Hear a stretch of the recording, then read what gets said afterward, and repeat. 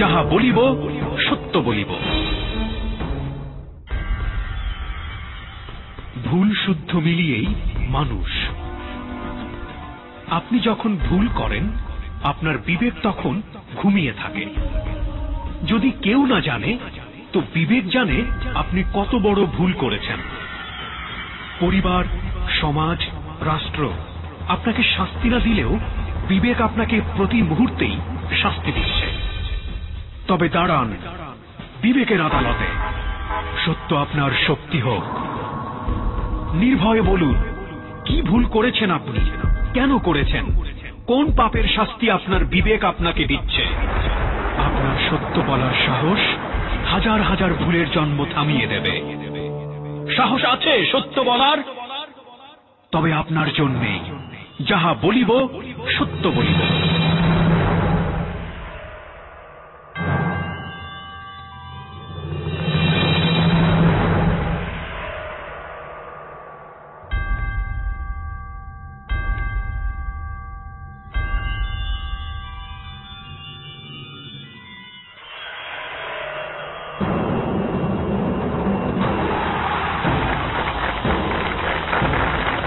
প্রিয় শ্রোতা, আমাদের আজকে বিশেষজ্ঞ প্যানেল থেকে রয়েছেন জাতীয় মানসিক স্বাস্থ্য ইনস্টিটিউটের প্রফেসর ডক্টর তাজুল ইসলাম। প্রথমেই আপনাদেরকে নিশ্চিত করতে চাই যে তিনি পুরো অনুষ্ঠানটি আমাদেরকে শুনবেন। তাজুল ইসলাম, আপনি আমাকে শুনতে পাচ্ছেন? হ্যাঁ, আমি আপনাদেরকে শুনতে পাচ্ছি। জি, অনেক অনেক ধন্যবাদ। আশা করছি আপনি আমাদের সঙ্গে থাকবেন। জি ইনশাআল্লাহ আসি। অনেক ধন্যবাদ। প্রিয় শ্রোতা, চলুন প্রথমেই জেনে নিই আজকে আমার সঙ্গে কে রয়েছে আর জি সুমনের কাছ থেকে।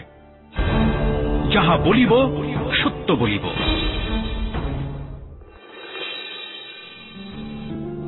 আজ সত্যের মঞ্চে বসে নিজের জীবনের কঠিন অপ্রিয় সত্যগুলো সবার সামনে তুলে ধরবেন শরীফুল। শরীফুল ছোটবেলা থেকেই খুবই শান্ত স্বভাবের।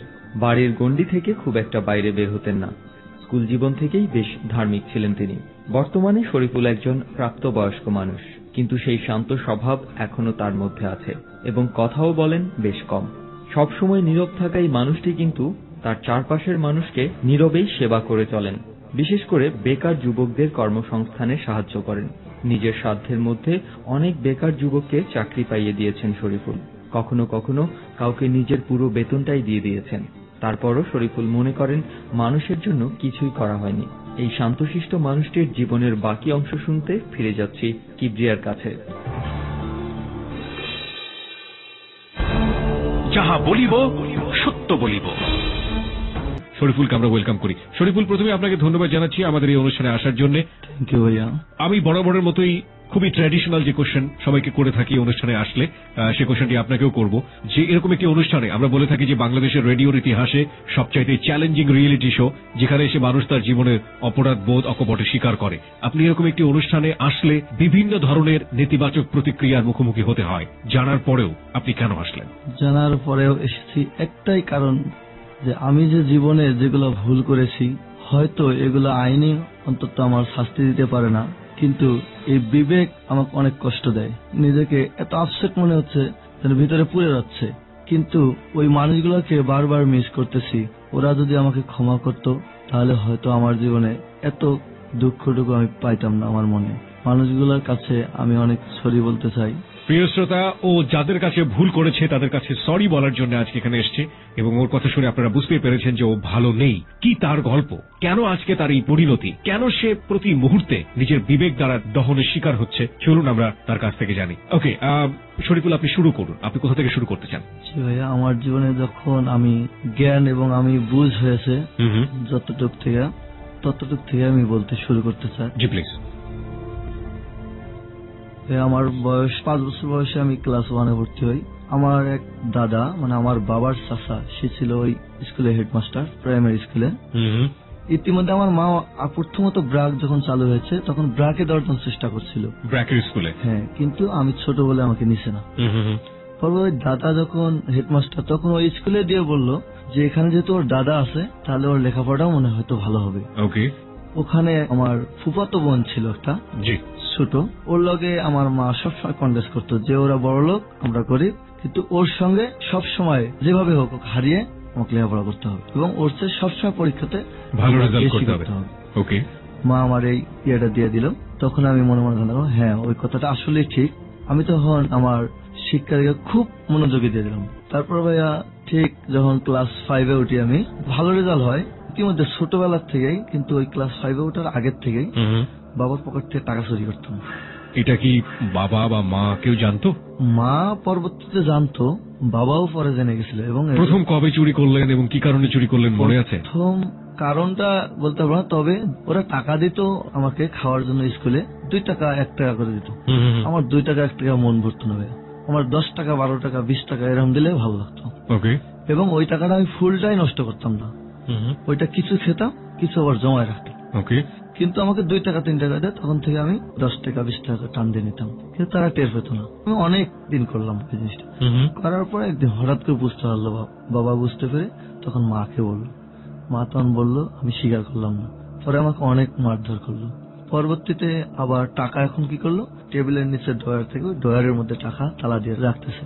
তখন আমি করলাম যে ওই তালাটা খোলা যায় না। পরে আমি একদিন টেবিলের উপরে একটু ফুটা করছিলাম, ফুটা করার পর ওখান থেকে যে কোনো কঞ্চি দিয়া বা কিছু দিয়ে টাকা আমি ওখান থেকে টান দিতাম। ওকে। তখন বড় বড় নোট আমি ওখান থেকে চুরি করা শুরু করে দিলাম। বড় বড় নোট বলতে? বড় কোনো নোট 50 টাকা 100 টাকা এরকম নোট চুরি করি। তখন আমার বাবা অবাক হয়ে যায় যে টাকা এখানে রাখি, তারপর এখান থেকে চুরি হয় কিভাবে, এটা নেই কিনা। তখন আমার বাবা আমাকে আর দোষ দিতে পারে না। একদিন 3 দিন চুরি করার পর বেশ কিছুদিনে চুরি করলাম। করার পরে ওই আমার বাবা টেবিল উঠে উপরে যে কার্পেটটা দেওয়া থাকে এটা উঠে ফেললো, দেখে ওখানে একটা ফুটা। তখন আব্বা অনেক মারধর করলো আমাকে, যা আমি মুখে বোঝাতে পারবো না। সে মারতে পিঠে দেয়া আমার চামড়াটা উঠে গেছিল ভাইয়া, উঠে যাবো। আমার মা আসলে মারেও মারতো ভাইয়া। আব্বা এত মারধর করতো, কিন্তু বাড়িতে না গেলে আমার আব্বা অনেক কষ্ট পেত। আবার আমাকে খুঁজে বেড়াতো এবং যদি খুঁজে পেত তাহলে বুকে নিয়ে অনেক কান্নাকাটি। মানে আপনি কি বাড়ি থেকে লুকিয়ে থাকতেন মারধর করলেন? হ্যাঁ। কোথায় থাকতেন? যেমন বাড়ির বাইরে থাকতাম, রাস্তার ধারে থাকতাম। তারপর এভাবে চলতে গেল। ঠিক ওই টাকা চুরির ব্যাপারে নিয়ে আমি একদিন স্কিল কামাই করে টাকা খেলি ছেলেদের লাগে। টাকা খেলেন মানে পয়সা দিয়ে ওই টাকা ধরাধরি, টাকা ধরলে পরবর্তীতে ওই টাকাটা লাভ ডাবল দেয়। আপনি যাদের সাথে খেললেন তাদের বয়স কিরকম ছিল? তাদেরও বয়স ওই রকম, আমার চেয়ে একটু বড় ছিল। কোন ক্লাসে পড়ছিলেন তখন আপনি? তখন আমি ক্লাস 5-এ। ওকে। তারপর ওখানে একদিন খেললাম, স্কুল না যেয়ে আমি খেলা খেললাম। আব্বা কাজ কাম সেরে এসে দেখলাম আমি খেলা খেলতেছি। পরবর্তীতে আমাকে বাড়িতে নিয়ে গেল, নিয়ে যাওয়ার পরে আমাকে বললো ওই দড়িটা নিয়ে আয়। তখন আমি একটা দড়ি নিয়ে আসলাম। তখন একটা বর্ষা গিট্টু দিতে বললো, শিখাই দিল, আমি ওইভাবে দিলাম। ওই একটা ব্যাট ছিল বড় দিঘা বাঁশের কঞ্চি, ওইটা নিয়ে আসতে বললো, ওইটা নিয়ে আসলাম। আমি জানি কথা না শুনলে আমাকে আরো মারবে। ওইটা নিয়ে আসলাম। পরবর্তীতে আমাকে ওই পেঁয়াজটার মধ্যে আমার পা দুটো রাখতে বললো। যখন পা দুটো রাখলাম, সে পা দুটো রাখে আমাদের একটা আম গাছ আছে, ওই আম গাছের ডালের মধ্যে দিয়ে টান দিল। তখন আমার মাথাটা নিচু হয়ে গেল, পাটা উপরে হয়ে গেল। সে এক সাইডে বান্ডে রেখে আমাকে ওভাবে পিটাইল। আমাকে মারার পর আমি অনেক কাঁদছি ভাইয়া, অনেক কাঁদছি। বললো তুই রাস্তায় পরে মরতে পারিস না, আমার এরকম সন্তানের দরকার নেই। 2-1 দিন পরেই বাবা যেখানে বালু উঠাচ্ছে ওই নদীতে গেছি গোসল করতে। আরো বন্ধু বান্ধব ছিল, ওদের সঙ্গে খেললাম। খেলে গোসল করে আসার সময় টিলার বলে আমাদের দিকে প্রায় 60-80 মন করে বালা উঠে। ওটার মধ্যে বালা মানে বালু? হ্যাঁ বালু। ওকে। ওটার মধ্যে আমি সামনে গেলাম আর পিছনে আমার বন্ধুরা সবাই উঠলো। বাড়ির কাছে গেলাম, আমি ড্রাইভারটাকে বললাম একটু স্লো করেন, আমরা নামবো। পিছনে সবাই নামছে, আমিও ঠিক লাফ দিয়েছি, কিন্তু আমি নামতে পারিনি। আমার প্যান্ট শর্ট প্যান্ট ছিল, নিচে একটা লোক ছিল, ওই লোকের মধ্যে আটকে গেল। কিন্তু নিচে আমি যে পড়ে গেলাম এটা আমি বলতে পারবো না। কিন্তু কিছু দূর আমি শেষায় যাওয়ার পর, এখনো দাগ আছে ভাই এখানে, একটু শেষায় যাওয়ার পরে চাক্কাটা আমার উপর দিয়ে গেল 2 আনের মাঝখান দিয়া। আমি বুঝতে পারলাম যে 2টা শব্দ হলো, আমার পা 2টা ভেঙে গেছে। পা 2টা দেওয়ার পর একদম এরকম বাঁকা হয়ে গেছে। আমি পাটা এরকম করতে পারি, এরকম করতে পারি। তখন মা আমাকে 3টা চিল্লান দিয়েছে। চিল্লান দেওয়ার পর ভাইয়া মা আসার আগে আমার জেঠাই আসলো। মা আসলো, তখন আমাকে নিয়ে যা ওই কলার পাতা আছে ওর মধ্যে বিছাই দিল। ওখানে বিছাই দিয়ে আমাকে শোয়াইলো। শোয়ার পর আমি আব্বাকে ডাকলাম, আমি আব্বার সঙ্গে কথা বলবো। তখন আব্বা শোনার পর আব্বা অজ্ঞান হয়ে গেছে। ওখানে ওই যেখানে বালু উঠাচ্ছে ওখানে শোনার পরে অজ্ঞান হয়ে গেছে। তখন আমার এক জেঠাই কি যেন পাড়া প্রতিবেশী বললো, কি বলতে চাও? আমার মা ছিল ওখানে। তখন আমি বলছিলাম যে আব্বা না বলছিল আমি যেন রাস্তায় পড়ে মরি, আমি এখন মারা গেছি, ভালো হয়েছে না। আমি এই কথাটা আমার এখনো মনে আছে। ওরা ওখান থেকে মেডিকেল নিয়ে যাওয়ার জন্য আমাদের ফ্যামিলিতে সেরকম সম্বল ছিল না, আমরা অনেক গরিব ছিলাম। পরবর্তীতে আমি ওইটা নিয়ে 9 মাস মেডিকেলে থাকি। অনেক কষ্ট হয় এবং অনেক চাঁদা উঠায়, অনেক হাটে বাজারে অনেক মেলায় চাঁদা উঠায় দেয়, অনেকে গ্রামে উঠায় দেয়। পরবর্তীতে আমি হাঁটা শিখলাম আস্তে আস্তে। হাঁটা শেখার পর তারপরে আমি কিছুদিন পর ঢাকায় আসি চাকরি করার জন্য। আমার লেখাপড়া হয়নি। তারপর ঢাকা আসলাম। আসার পর আমি হেল্পারের চাকরি নেই। হেল্পার মানে কিসের হেল্পার? হেল্পার গার্মেন্টস এর হেল্পারের চাকরি। লেখাপড়াটা আপনি ছাড়লেন কেন? লেখাপড়া ছাড়ছি ভাইয়া, আমার স্কুল ফি দিতে পারেনি এবং আমার হেডমাস্টার, আমার স্যার আমাকে ক্লাস 9 উঠে আর ফ্রি করেনি, যে কারণে আমি বাধ্য হয়ে বই কিনতে পারি নাই। ওকে। কষ্ট করে জব করতেছি। তারপর 1 মাস পর আমার চাকরিটা চলে গেল। ছোট বলে আমাকে বের করে দিল। তারপর আবার কিছুদিন পর আবার হেল্পারিতে ঢুকলাম, ডেল্টা গ্রুপ, জরুন নামে কোনাবাড়িতে। নেওয়ার পর যে বাসায় থাকি ভাইয়া, ওই বাসার পাশে একটা মাঠ আছে, মাঠের পরে একটা বাসা। আমরা যেখানে চাকরি করি আমরা 2টা ফ্রেন্ড হয়ে গেলাম। টাঙ্গাইলের এক বন্ধু নাম হাসান, ও সহকারে আমি একসঙ্গে থাকতাম। আর আমরা যেখানে চাকরি করতাম ওখানে একটা মেয়ে শিল্পী নাম, ওকে আমার ফ্রেন্ড পছন্দ করে এবং ওকে অফার করে। আমার দ্বারা তারা আদান প্রদান শুরু করে, প্রেমে আলাপনের যাবতীয় সবকিছু আদান প্রদান আমি করি, তাদের কথা আনা নেওয়া সবকিছু আমি করি। কিছুদিন পর ওই শিল্পী আপার সঙ্গে একটা মেয়ে দেখি, অনেক ছোট, শর্ট প্যান্ট পরে বেড়ায়, খুব ভালো, খুবই সুন্দর, স্কুলে লেখাপড়া করে। আমার দেখে খুব ভালো লাগে। তখন আমি বললাম ওইটা কে? ওইটা আমার বোন। তখন আমি বলছি আপনার বোনের যদি আমার রিলেশনে দিয়ে দেন তাহলে আমি আপনার কাজ করবো, নইলে করবো না, নাহলে করবো না। তখন ও রাজি হয়ে গেল। একদিন ওকে বাসার পিছিয়ে নিয়ে আসলো, আমার কাছে কথা বলার পরিচয় করে দিল। আমি তখন বিয়ান করে বলছিলাম। ও 2-3 দিন আসলো আমার ওর সঙ্গে। আসার পর আমাকে বিয়ে বলে ডাকে এবং ঠিক 1 বছর পরে ও আমার বিশ্বাস ও পূর্ণ সাবালক হয়ে গেছে, আমি টের পেয়ে গেছি। তখন ও সবকিছু নিজে মেনটেন করতো, কিন্তু ওর আমি ক্ষতি করতাম না। ওকে আমি খুবই ভালোবাসতাম। ও অনেক সুন্দর ছিল। ওর ছবি ওটা বাড়িতে পাঠাই দিয়েছিলাম আমার মার কাছে। মা পছন্দ করে ফেলেছিল এবং আমি ওকে বিবাহ করবো। প্রতিদিন আমি ডিউটি করে এসে লেখাপড়া করতো। যত রাত্রে আমার ছুটি হোক ওর বাসায় আমি যেতাম এবং ওর মা থাকতো, ওর ভাই থাকতো, ওর সবাই জানতো। ওর মার সঙ্গে ও আমার খাওয়াই দিত, আমি ওকে খাওয়াই দিতাম, কিচ্ছু বলতো না। পুরো ফ্যামিলির মধ্যেই জানাজানি হয়ে গেছিল আপনাদের ব্যাপারটা। কিন্তু ওই মেয়ের বাবা সিলেট থাকতো। আমি শুনেছি ওর ওই মেয়ের বাবা নাকি আরেকটা বিবাহ করে ওখানে থাকে এবং ওর মা ছেলে মেয়েকে নিয়ে এখানে থাকে। আপনি যাকে লাভ করতেন মেয়েটার নাম জানতে পারি? হ্যাঁ, আমেনা। কিছুদিন পর ভাইয়া হঠাৎ করে ও আমার সঙ্গে দেখা সাক্ষাৎ করে না। তখন আমার খুব খারাপ লাগলো। হঠাৎ করে শুনলাম সে নাকি সিলেট চলে যাবে। খালি শুনলাম, আমি কেয়ার করলাম না, যা ও মিথ্যা কথা মনে হয় বলছে। পরে একদিন হঠাৎ আমি বেতন পেয়েছি। ওই দিন আমার বন্ধু আমাকে ফোন করলো যে তুমি 5টা নেভি সিগারেটের প্যাকেট, পান এবং মেস সহকারে একবার নিয়ে আসবা, তোমার একটা সুখবর আছে। তখন আমি আসি সবকিছু নিয়ে। আসার পর আমি ডাকছিলাম এই কারণে, একটা চিঠি রুমের মধ্যে পেয়েছি, চিঠিটা তুই পড়ে দেখ।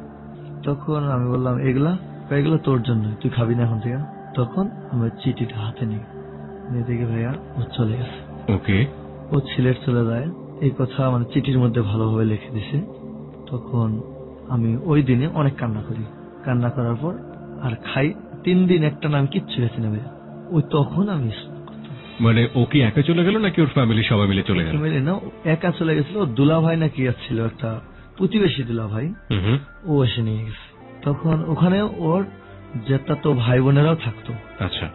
তখন আমি স্মোক করা ছিল, তখন আমি পারতাম না স্মোক করতে, টান দিলাম ফু দিতাম। এভাবে করতে করতে কিছুদিন করলাম। আমি 5 দিন পরে একটা না 5 দিন পর আমি অফিসে গেলাম। তখন ওর বোনের সঙ্গে দেখা হলো। ওর বোনের সঙ্গে আমি কোনো কথাই বলি না। আর আমার চেহারাটা এমন ডিসকালার হয়ে গেছে, দেখতে দেখা যায় যে আমার শারীরিক অবস্থা খুব খারাপ।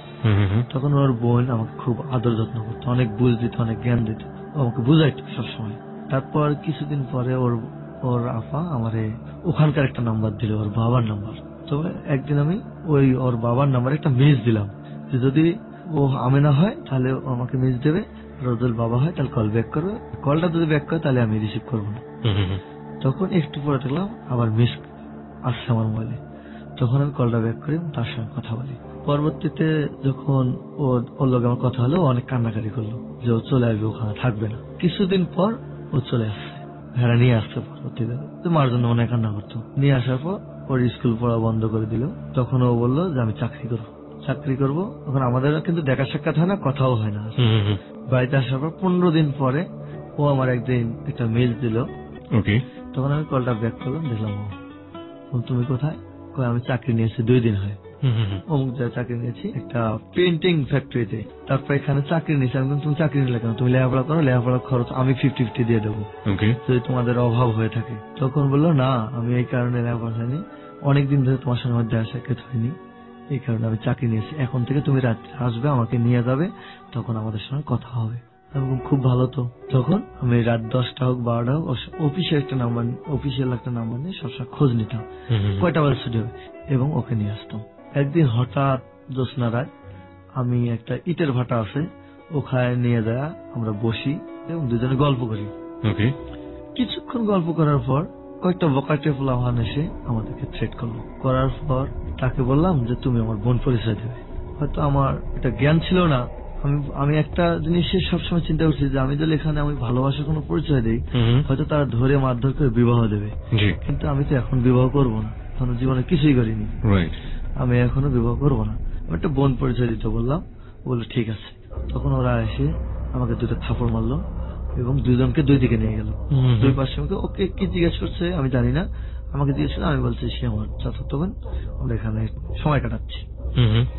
তখন ও বলছে ও সব সত্যি কথা বলে দিচ্ছে ওদেরকে। তখন ও যখন সত্যি কথা বলছে তখন ওই ছেলেগুলো আমাকে ধরে অনেক মারধর করলো। মারধর করার পর একটু পরে আমি সুযোগ খুঁজতে যে আমি এখন পলাবো ওখান থেকে। আমি তখন ওর প্রতি একটা হিংসা হয়ে গেল, সে আমাকে ফাঁসাই দিল কেন। তখন আমি ওখান থেকে অনেক কাদার ভিতরে ধান ক্ষেত দিয়ে পার হইলাম। ওকে একলা রেখে প্রিয় শ্রোতা, বিরতির ঘন্টা বেজে গেছে। আমরা ছোট্ট একটা বিরতি, মানে 3 মিনিটের বিজ্ঞাপন বিরতি নিতে চাই। বিরতির পরপরে আমরা আবারও ফিরে আসবো যাহা বলিব সত্য বলিবতে। আজকে যাহা বলিব সত্য বলিবতে রয়েছে শরীফুলকে যারা এতক্ষণ শুনেছেন তাদের কাছে আমরা প্রশ্ন রাখতে চাই, কতটুকু বিশ্বাসযোগ্য মনে হচ্ছে শরীফুলকে। আমরা একটা SMS পোলের মুখোমুখি করছি আপনাদের সবাইকে। আপনারা যদি মনে করেন শরীফুলকে বিশ্বাস করা যায় তাহলে লিখতে হবে ইয়েস, যদি মনে করেন যে না ও যেটা বলছে সেখানে কনফিউশন আছে তাহলে লিখবেন নো। লেখার নিয়মটি হচ্ছে প্রথমে লিখতে হবে ABC স্পেস ইয়েস অথবা নো, এরপর পাঠিয়ে দিতে হবে 2221 নম্বরে। ঝটপট পাঠাতে হবে। 3 মিনিট পরে ফিরে এসে আমরা জানিয়ে দেব SMS পোলের রেজাল্ট। ফিরছি ঠিক 3 মিনিট পর। যাহা বলিব সত্য বলিব, যাহা বলিব সত্য বলিব।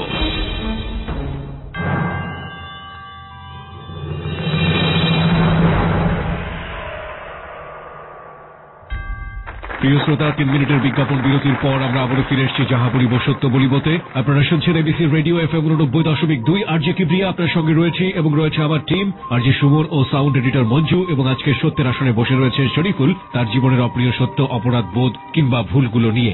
একটু আগে যে SMS পোলটা আপনাদেরকে দিয়েছিলাম সেটার রেজাল্ট এই মুহূর্তে আমরা জেনে নেব কম্পিউটারের কাছ থেকে। চলুন আমরা জেনে নেই কত শতাংশ মানুষ আজকে শরীফুলকে বিলিভ করছে এবং কত শতাংশ বিলিভ করতে পারছে না।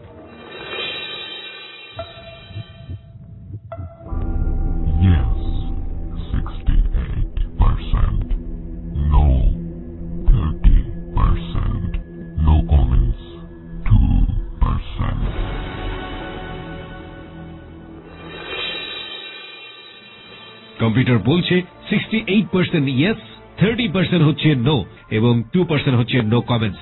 ওকে, আমরা বরং আরো ডিটেল জানার চেষ্টা করব আমাদের আজকের অতিথি শরীফুলের কাছ থেকে। শরীফুল, আপনার কাছে ফিরে আসছি। আমেনা মানে আপনার গার্লফ্রেন্ডকে ওখানে রেখে আপনি রাগ করে চলে আসলেন, তারপর আমি বাসায় একটা নাম্বার দিয়ে খোঁজ নেই সে আসছে কিনা। একটু পরে আমি ওর সঙ্গে, আমার খুব ভয় করছিল যে ওকে যদি ওরা ক্ষতি করে দেয় তাহলে হয়তো আমাকে ধরে মারবে, পরবর্তীতে ওর মা বাড়িওয়ালা সহকারে। আমার একটা ভয় করতো। পরবর্তীতে আমি শুনলাম না, ও কেঁদে কেঁদে আসেনি, ও ভালোভাবে এসছে। আসার পর ওই দিন আর কোনো কথা হয়নি, কিন্তু আমি খোঁজ খবর ঠিকই নিয়েছি, তারা আমার বিষয়ে কোনো কিছু বলেনি। তখন আমি খুশি হয়ে গেছি। কিন্তু ওই ছেলেগুলা ওর ক্ষতি করছে কিনা তাও আমি আজ পর্যন্ত জানি না। তারপর আসার পর কিছুদিন পরে আবার আমাদের ওই একইভাবেই দেখা হয়তো। প্রথম যখন আপনি দেখা করলেন এই ঘটনার পরে ও কি বলেছিল? ও বলছিল যে তুমি আমার সঙ্গে চিটারি করেছো। আমি বলছি আমার এটা ভুল হয়ে গেছে, আমাকে তুমি ক্ষমা করে দাও। এবং ক্ষমা করে দিয়েছিল? এবং লগে লগে ক্ষমা করে দিয়েছে। ওকে। কিছুদিন পরে ওর ভাইয়ের সঙ্গে আরো ভালো বন্ধুত্ব হয়ে যায়। একদিন হঠাৎ করে বললো ওই ভাইয়ের নাকি বিবাহ। পরে বললাম যে ঠিক আছে আমি যাব। আমি গেলাম। ওই দিন ওই আমেনা আমাকে নিধার দেখা হইল সবার সঙ্গে, কিন্তু ওর ভিতর কখনো ভালোবাসার দিলটা আমি ওকে টের পাইনি। খাওয়ানোর সময় কেমন যেন অন্য জনের প্রতি সাপোর্ট দিতেছে সবসময়, বুঝতে পারতেছি। পাশে একটা ছেলে ছিল, তখন আমার খুব খারাপ লাগলো। হালকা পাতলা খেলাম, খাওয়ার পর বের আসলাম। 15 দিন আর কোনো দেখা সাক্ষাৎ এবং যোগাযোগ হলো না। 15 দিন পর শুনলাম ওই রাতে ওই দিন ওরও বিবাহ হয়ে গেল। হোয়াট? ওর ভাইয়ের বিবাহ কমপ্লিট করার পর আমরা চলে যাচ্ছি রাত 2টার দিকে, ভোরবেলার দিকে নাকি ওর বিবাহ এখানে। এবং যে ছেলে পাশে ছিল আমি দেখছিলাম, মানে আমাকে দেখা দেখা যে ওর সঙ্গে একটু ইয়ে করতেছে, ওই ছেলের সঙ্গেই বিয়ে হয়। আপনি কিছুই বুঝে উঠতে পারলেন না? শুধু একটু সন্দেহ হয়েছিল যে ও আমার সঙ্গে এরকম করতেছে কেন। পরবর্তীতে আপনি কি জেনেছেন যে ওই ওনাকে আগে থেকেই চিন পরিচয় ছিল নাকি ওই রাতেই ভালো লাগা তৈরি হয়? পরবর্তীতে আমি জেনেছি যে তার বাবা তার মা ওই ছেলের সঙ্গে বিয়ে দেওয়ার জন্যই ঠিক করে রাখছে। ওকে। আমাকে সরানোর জন্য অনেক কিছু পলিটিক্স করছে। তারা পলিটিক্স করছে এই কারণে, আমার ওই ফ্রেন্ড ওই শিল্পী আবার বিবাহ করেনি। ওই ফ্রেন্ড ওকে বাদ দিয়ে মানে বাড়িতে ওর মা বাবার কথা মতো আরেকটা মেয়েকে বিবাহ করে। ওই সময় ওর মা একটা কথা নাকি বলছিল যে ওর ফ্রেন্ড যখন তোর বোনের সঙ্গে চিটারি করেছে তাহলে তোর সঙ্গে ও চিটারি করবে। এবং এর আগে তো আপনি একটা চিটারি করেছেনই। হ্যাঁ, তখন ও বুঝতে পারলো আসলে হয়তো সে আমার লোকে চিটারি করার জন্য এরকম করতো। ওকে।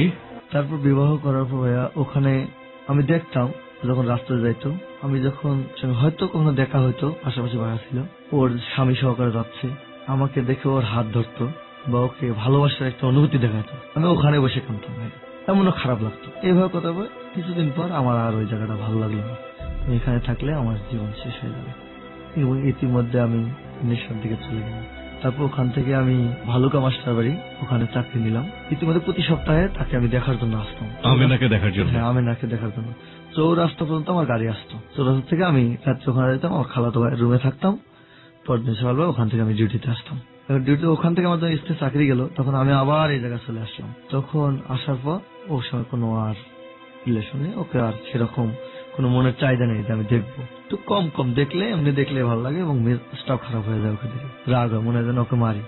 তখন তো আমি মনে মনে জিত করলাম যে মেয়ে মানুষকে আমি সবসময় শুধু দোষ দিয়ে যাবো জীবনে। মেয়ে মানুষ যে কি হয়েছে আর ভিতরে আমি ওদেরকে দেখে দিই, তখন থেকে মেয়েদের সঙ্গে একটু রিলেশনশিপ করার চেষ্টা করলাম।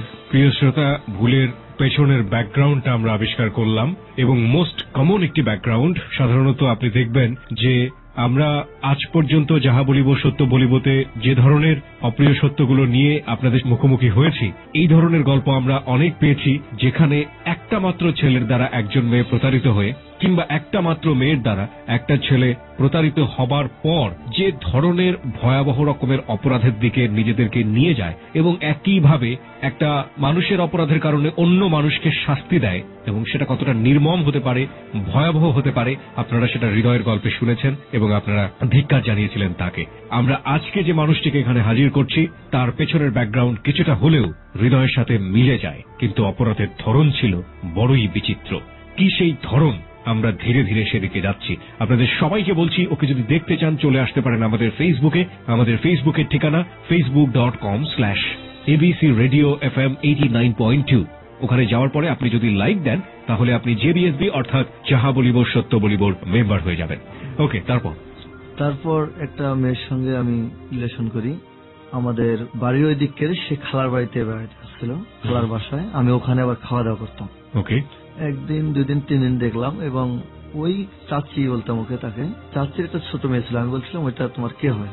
বললো এটা আমার ফুফাতো বোন হয়। পরে আমি যখন রাত 10টা 12টা আসতাম, ছুটি হতো, আমি যেখানে খেতে বসতাম তার পাশে ওই মেয়েটা শুয়ে থাকতো। ওরা 2 বোন শুইতো। তা আমাকে কিন্তু ভাত দেওয়ার পর, আমি হাত ধোয়ার পর ভাত দিয়ে চাচি বাইরে চলে যেত বা পানি আনতে যেত। আমি 1 দিন 2 দিন খাওয়ার পর 3 দিনের বেলায়, আমি সেই সময় গরম ছিল, আমি যে হাত দিয়ে ভাত খাই ওই হাতটাই ওর আমি হাত উঠাই। ওরা মাথা দিয়ে শুয়ে। আচ্ছা, আপনি যে খেতেন এই খাবার বিনিময়ে ওদেরকে টাকা দিতে হতো? হ্যাঁ, বিনিময়ে মাসিক ভাবে যেটা আপনার খাবার, ওটা আপনি ওই পরিবারে খেতেন এবং খাওয়ার সময় আপনি এই কাজটা করলেন। এই কাজটা ওকে, তারপর করার পর আমার বিশ্বাস ও টের পায়নি, কিন্তু পরবর্তী শুনেছি ও টের পেয়েছিল কিন্তু কিছু বলেনি। তার পরের দিন ওর সামনে যেতে আমার লজ্জা করতেছে। কিন্তু কিছুক্ষণ পরে আমি ওই দিনের ডিউটিতে গেলাম না, একদম 10টা-11টার সময় ও বারান্দার ধারে দাঁড়ায় ছিল। একই বাসায় থাকতাম কিন্তু আমরা ব্যাচেলার থাকতাম, এক রুম, আর ফ্যামিলি সিস্টেম ভাবে থাকতাম। আমি বাহার থেকে বেরে ব্রাশটা বের করছি, ওর মুখটা দেখে ও একটু হাসি মারছে। তখন আমি বুঝতে পারছি যে আমার ব্যবসা ইচ্ছুক আছে। ওকে, তারপর আমি 1 দিন 2 দিন 3 দিন ওকে সবসময় ঘাল করার জন্য, ওকে সবসময় জড়ায় ধরতে সবসময় চেষ্টা করতাম। ওকে, ও কিছু বলতো না, সেরকম কিছু বলতো না। ওর একটা ভাই ছিল, ওই ভাইয়ের রুমে, ওই ভাই নাইট ডিউটি করতো রাত 8টা থেকে সকাল 8টা পর্যন্ত, আর ওই ভাবিটা সকালে যাইতো, রাত 12টা পর্যন্ত ডিউটি করতো। আমি ওই রুমে ও থাকতো। ওকে বলতাম তুমি 9টার সময় যখন তোমার ভাইয়া যাবে, 9টার সময় দরজাটা খুলে দেবে, আমি তোমার ঘরে যাবো। আমি ঠিক 9টার সময় ওর ঘরে যাইতাম, ঠিক 11টা যখন বাজে তখন আমি ওখানে রুম থেকে খ্রিস্টান দিয়ে রুমে আসি। 2 দিন 3 দিন করার পর একদিন হঠাৎ করে বললাম ও চলে যাবে। তখন আমি ভাবলাম যে ও যদি চলে যায় তাহলে তো আমি ওর সঙ্গে ফিজিক্যাল রিলেশন করতে পারলাম না। তখন সেদিন আমি অফিসে না যেয়ে ওর দুলাভাই আসলো, ওর দুলাভাইয়ের সঙ্গে আমার পরিচিত করে দিল। ওর দুলাভাইকে একটা 7-Up বোতল পান, ওর দুলাভাই সিগারেট খেত, সিগারেট 1 প্যাকেট নিয়ে এসে বসে দিয়ে ওকে একটা চিমটি কেটে আমার রুমে আসি। ওই চিমটি কেটে তো বুঝতে পারে যে আমাকে ডাক দিয়েছে। ও ওই অবস্থায় আমার রুমে চলে আসে। ওই দিন ভাইয়া আমার সর্বজীবনের প্রথম 19 বছর 6 মাস আমার জীবনের প্রথম ফিজিক্যাল রিলেশন হয়। আপনি এটা তো একেবারেই আপনার এক ধরনের ওই যে বলছিলেন যে নেগেটিভ একটা চিন্তা ভাবনা থেকে, না মতকতা চিন্তা ভাবনা থেকে আপনি এই কাজটা করলেন। ওকে, একদিন পরে ও চলে যায় বাড়িতে। আমি ঠিক ঈদের ছুটিতে বাড়িতে যাই। ছুটিতে বাড়িতে যাওয়ার পর ওর সঙ্গে দেখা করি। পরবর্তীতে ওকে আমি বললাম এটা আর হবে না, আমি ঢাকায় চলে যাবো, রিলেশনটা নষ্ট করতে হবে, নাহলে এটা থাকলে আবার বিয়ে করার জন্য পাগল হয়ে যাবে। তখন ওর সঙ্গে এমনিতে একটা ঝগড়া বাঁধে, ফোনের মধ্যে ঝগড়া বাঁধার পর ওর সঙ্গে রিলেশনশিপটা নষ্ট করে দিই। আজ পর্যন্ত ওর সঙ্গে আমার দেখাও হয়নি, কথাও হয়নি। শুনেছি ওর বিবাহ হয়ে গেছে। তারপর কিছুদিন পরে মহুয়া ও আমাকে পছন্দ করা শুরু করলো। মহুয়াটা ও ওই বাসায় থাকতো, কিন্তু ও জানতো না যে আমি ওই মেয়ের সঙ্গে ফিজিক্যাল রিলেশন করছি, কেউ জানতো না। ওই বাসাতে কিভাবে থাকতো? এবং ওই বাসাতেই ভাড়া থাকতো, হ্যাঁ চাকরি করতো, কিন্তু খুব ভদ্র ছিল। তারপর ও আমাকে যখন পছন্দ করা শুরু করলো, আমি বুঝতে পারলাম ও আমার দিকে নজর দিল। মহুয়া? হ্যাঁ, তখন আমি বুঝতে পারি যে ও আমাকে ভালোবাসে। একটা যেটা বুঝলাম যে এমন একটা বাসা যেখানে আপনারা একটা রুমে ব্যাচেলর থাকতেন, আর একটা রুমে যে মেয়েটার সাথে আপনার এই ধরনের সম্পর্ক হলো ওরা ফ্যামিলি নিয়ে থাকতো। মহুয়া কোন রুমে থাকতো? মহুয়াও ওই বাসায় থাকতো। ওই রুমের মধ্যে থাকতো? ওই রুমে না, অন্য রুমে থাকতো। একটা বাসা, একটা ফ্ল্যাটের মধ্যেই 24টা, একটা ফ্ল্যাটের মধ্যে 24টা রুম, 3 সেট। আচ্ছা, একটা 3 সেট বাড়ির মধ্যে 24টা রুম, হ্যাঁ, বস্তির মতো। ওখানে আপনারা সবাই গার্মেন্টসে যারা কাজ করতেন তারা গাদাগাদি করে ওখানে থাকতেন? হ্যাঁ, ওখানে থাকতেন। ওকে।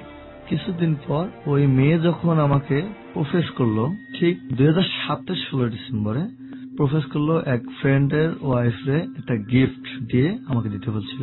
ইতিমধ্যে আমাকে সেরকম কিন্তু আমি মেয়ে ভালো লাগেনি, শর্ট, কিন্তু ওর সঙ্গে অসামাজিক সম্পর্ক করার ইচ্ছা আছে আমার, যেহেতু আমাকে সাজিচ্ছে।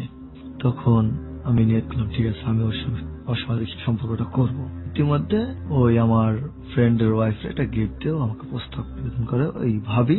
আমি অফিস থেকে আসলাম, পরে বললো শরীফ এদিকে যে মহুয়া এরকম একটা গিফট করেছে। কিছুক্ষণ পরে ও রুমে আসলো, পরে ও আমাকে সরাসরি প্রপোজ করলো। আমি বললাম এটা আমার দ্বারা কখনোই সম্ভব না, যদি তুমি 2.5 বছর 2 বছর পর বিবাহ করতে পারো তাহলে তুমি তোমার সাথে সম্পর্ক করো। তখন ও বললো ঠিক আছে, আমি তোমার জন্য 5 বছর অপেক্ষা করতে পারবো। বললাম ওকে, তাহলে চলে যাবে, কিন্তু তুমি আমার সঙ্গে এই বাসায় কখনো কোনো সময় কথা বলবে না এবং কেউ যেন টের না পায় আমরা দুজনে সম্পর্কে লিপ্ত আছি। ওকে। ও এমন ভাবে চলতো, অটোমেটিক মানুষ টের পেয়ে যেত। দেখি যে ওর সঙ্গে আসলে একটা রিলেশন হয়ে গেছে। তখন ওকে আমি যখন যেভাবে ডাকি, রাত গভীর হয়ে গেছে, আমি ওর বাসায় ওর রুমে যাই, একটু লাগা দিই, ও বের হয়ে চলে আসে। যেভাবে আসতে হলে ও আমার রুমে চলে আসে, অটোমেটিক আমার রুমে চলে আসে। তখন আমার ওই খালাতো ভাইয়ের ওরা নেশা করতো, সিগারেট পেট খেতো, ওগুলো আমি ওদের কিনে দিতাম, ওরা ওটা বাইরে যায় খাইতো। সারা রাত গেছে, কিন্তু ও অসামাজিক সম্পর্ক করতে দিছে না। আমি অনেক জোরপূর্বক করছি, কিন্তু ও কখনোই দিছে না। ও বলছে বিয়ের পর। অনেকদিন এভাবে চললাম। হঠাৎ করে একদিন এক ভাড়াটিয়া দেখে ফেললো। দেখে ফেলার পর সে বাড়িওয়ালাকে বললো, বাড়িওয়ালা বিশ্বাস করলো না। বাড়িওয়ালা আমাকে অন্যরকম ভালোবাসে এবং বিশ্বাস করে ফেলেছে যে হয়তো তারা সম্পর্ক করতে পারে। তখন ওই মেয়েকে জিজ্ঞেস করলো, মেয়ে তখন শিখে করলো ওকে আমি ভালোবাসি এবং ওর সঙ্গে আমার রিলেশন আছে, কিন্তু আমরা এ ধরনের কোনো সম্পর্ক করি না, রাতারাতি দেখাও করি না। কয় ওকে, তার জন্য আর ব্যাড বিপর্যয় না হয়। ও হঠাৎ একদিন ওর বাবা আসলো, বাবা আসার পর বোনের বাসায় যাইতে বললো আমাদেরকে। ওখানে আমার কিছু টাকা খরচ হয়ে যায়, আমার কাছে টাকা ছিল না। আমার ওই ভাই সেরকম সম্মান করেনি ওরা ফাটা। আমার ওই ভাই, আমার ওই খালাতো ভাইয়ের পছন্দ হয়নি। তখন এসে বললো যে ভাবি ওকে ভাবি করে রাখতো, তোমার বোনে আমাদের যে যত্ন করেছে আমার ভাইয়ের চারিনা মূল্য দিতে পারবে না। তখন ও ওর বোনের সঙ্গে ঝগড়া করে, তুই জানোস না কারে পাঠাইছি, তোকে করে দিছি, ও আমার জীবনের সব।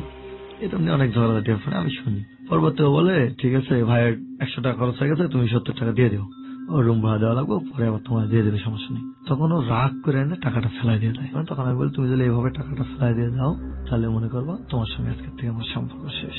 ওই কথা শুনে আমি টাকাটা ছিঁড়ে ফেলি, ও চলে যায়। একটু পরে শুনি সে নাকি ঘরের ভিতরে মানে অজ্ঞান অবস্থায় এরকম হয়েছে, বিষ খেয়েছে। আমি শুনলাম একদম, আমি কিন্তু শুনতেছি, কিন্তু তারপরে কোনো আগায় যাচ্ছি না যে হয় কিনা দেখি, এরকম কোনো কিছু দেখতেছি না। এটা কে খেয়েছে? মহুয়া? হ্যাঁ, মহুয়া খেয়েছে। ওকে। কিন্তু ও যে খেয়েছে আমার কোনো ইমোশন ফিল করতেছে না, ওকে তো আমি সেরকম ইয়ে করি না, মনে হয় এগুলা ভুয়া কথা বলতেছে। আপনি তো আলটিমেটলি তাকে লাভও করেন না। না, আলটিমেটলি তাকে আমি মন থেকে ভালোবাসি না।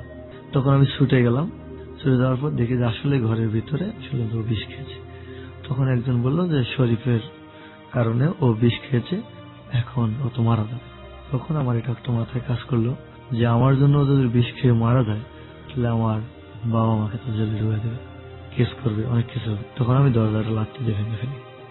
আমার পরনে একটা লুঙ্গি ছিল, একটা নর্মাল গেঞ্জি ছিল, মোবাইলটা ছিল আমি রুম থেকে নিতে পারিনি। তখন ওখানে ও আমাকে জড়া ধরলো, আমি কাঁধে উঠালাম। উঠার পর মেডিকেলে নিয়ে আসলাম। আমার কাছে 1 টাকাও নেই ভাইয়া, 1 টাকাও নিয়ে আসিনি। ওইভাবে আসছে, ওয়াশ করেছে ওকে পাইপ দিয়া ওকে ওয়াশ। আমি বললাম যে এখন হাসপাতালের বিল 500 টাকা। আমি তো আমার তো 1 টাকাও নেই।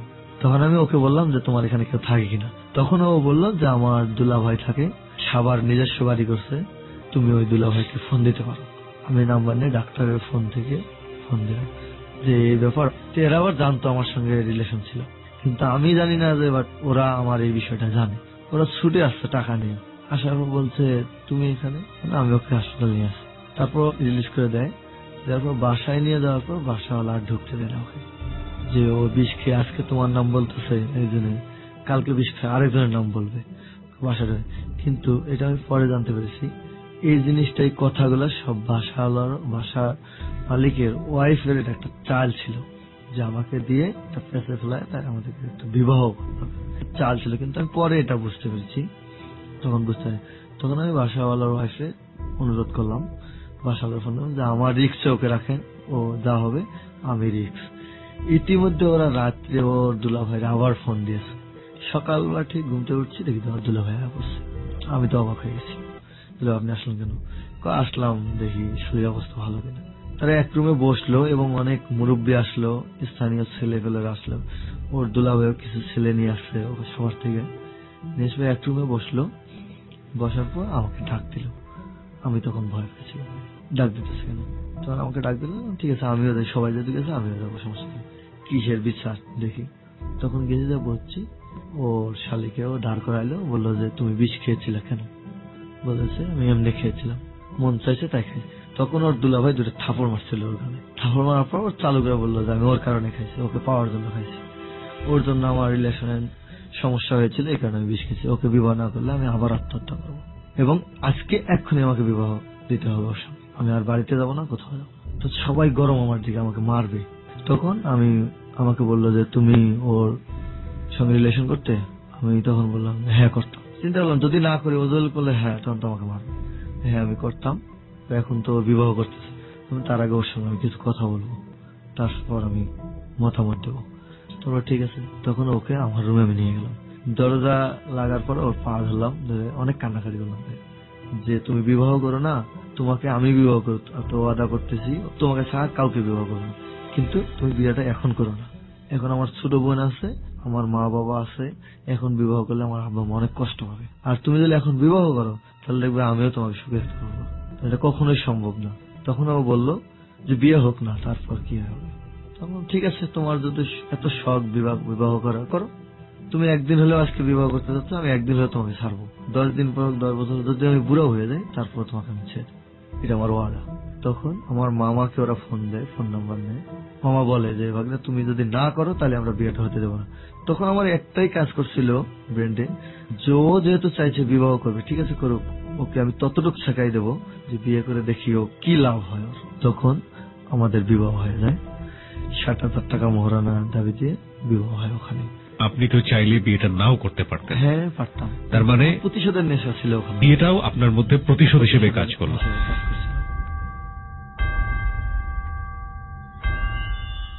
প্রিয় শ্রোতা, বিরতির ঘন্টা বেজে গেছে।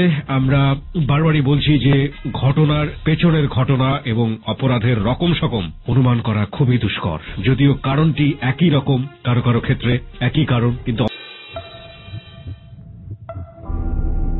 Yes, 89%. No, 10%. No comments, 1%.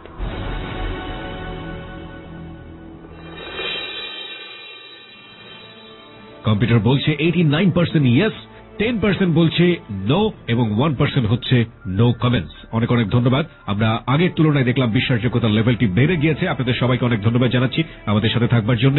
আমাদের এই বন্ধুটিকে, যিনি আজকে তার জীবনের অপ্রিয় সত্যগুলো এখানে প্রকাশ করছেন, তাকে যদি আপনি দেখতে চান তাহলে চলে আসতে পারেন আমাদের ফেসবুকে। আমাদের ফেসবুকের ঠিকানা facebook.com/ABC Radio FM 89.2। ওখানে গিয়ে অবশ্যই লাইক দিতে হবে এবং লাইক দেওয়ার সঙ্গে সঙ্গে আপনি আমাদের JBSB অর্থাৎ যাহা বলিব সত্য বলিবর মেম্বার হয়ে যাবেন। শরীফুল, যদি আপনার ইচ্ছা হতো তাহলে আপনি বিয়েটা না করেও থাকতে পারতেন, কিন্তু আপনি আপনার ইচ্ছার কারণেই আপনি শেষ পর্যন্ত মহুয়াকে বিয়ে করলেন এবং তাকে শাস্তি দেওয়ার জন্য।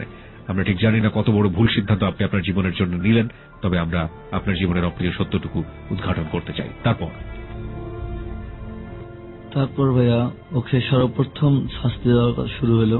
ঘরে নিলাম, ঘরে ওকে নিতাম না, আমার নিয়ে তোকে ঘরে নেব না, ওর সঙ্গে শুধু অসামাজিক সম্পর্ক আমার চলবে। তারপর ও বলল না, বিবাহ যেহেতু করেছি তাহলে একলগে থাকবো। তখন ও আমার ঘরে জোর করে আসে, বেটিং পত্র সবকিছু নিয়ে, খালাতো ভাই দুটার বেটিং পত্র সব রুম থেকে ফেলে দিয়ে দেয়। ও আসে, তারপরের দিন থেকে আমি ওকে সহ্য আর করতে পারি না। যখনই রুমে এসে দেখি তখনই ওরে লাত্তি দেই, ধাক্কা দেই, বিভিন্ন প্রকারের ওর প্রতি আমার টর্চার শুরু হয়ে গেল। তারপর ও ভাত পাক করতো, ভালো ভাত পাক করতো, কিন্তু বলতাম খারাপ হয়ে গেছে। ঠাস করে ওকে আমি ধাক্কা দিয়ে ফেলাই দিতাম, এরকম ভাত আমি খাবো না, হোটেলে দেখাবো, এরকম করতাম। এবং কিছুদিন পরে ওর বাবা আসলো, বাড়িতে পলাই গেল। পলাই যাওয়ার পর ওখান থেকেও আমি ওকে ছলে বলে কৌশলে ওখান থেকে পলাই নিয়ে আসলাম। আমি আবার বাবা আসলো এখানে ওর বাবা আসছিল, তো বাবাকে দেখি সে বাড়িতে পলিয়ে গেল। বাড়িতে পলাই যাইতে চেয়েছিল, ওর বাবাকে ও ডিটেলস বলছিল আমি অত্যাচার করি তার উপরে। আচ্ছা, এই কারণে ওর বাবা আসছিল, কিন্তু ওর বাবা আমাকে না জানায় আসছিল। আচ্ছা, এসে বলছিল ওকে নিয়ে যাবে। তখন এক পর্যায়ে আমার শ্বশুরের সঙ্গে ধাক্কাধাক্কি হয়ে যায়। আপনার? হ্যাঁ, আমাকে না জেনে এসে কেন তাকে এখন নিয়ে যাবে এবং সে আমার অনুমতি ছাড়া কেন যেতে ইচ্ছুক, এটাই হচ্ছে আমার প্রশ্ন। তখন প্রশ্ন জবাব দিতে পারে না এবং তখন যায় না। এবং এমন পর্যায়ে সবাই আমার পক্ষেই কথা বলে। তখন ঠিক আছে, জামাই যখন যেভাবে বলবে সেভাবেই যাবে। আপনি বলছিলেন যে আপনার বউ সম্ভবত পালিয়ে চলে গিয়েছিল, কোথায় পালিয়ে গিয়েছিল? পালিয়ে চলে গেছিল, পরবর্তীতে সে একদিন পলায়ে চলে গেল বাড়িতে। আচ্ছা, কিন্তু আমি জানতাম না। এটা পালিয়ে মানে ওর বাড়িতে চলে গিয়েছিল? ওর বাবার বাড়িতে চলে গেল। ওকে। ওর বাবা নাকি ওকে গোপনে টাকা দিয়ে গেছিল।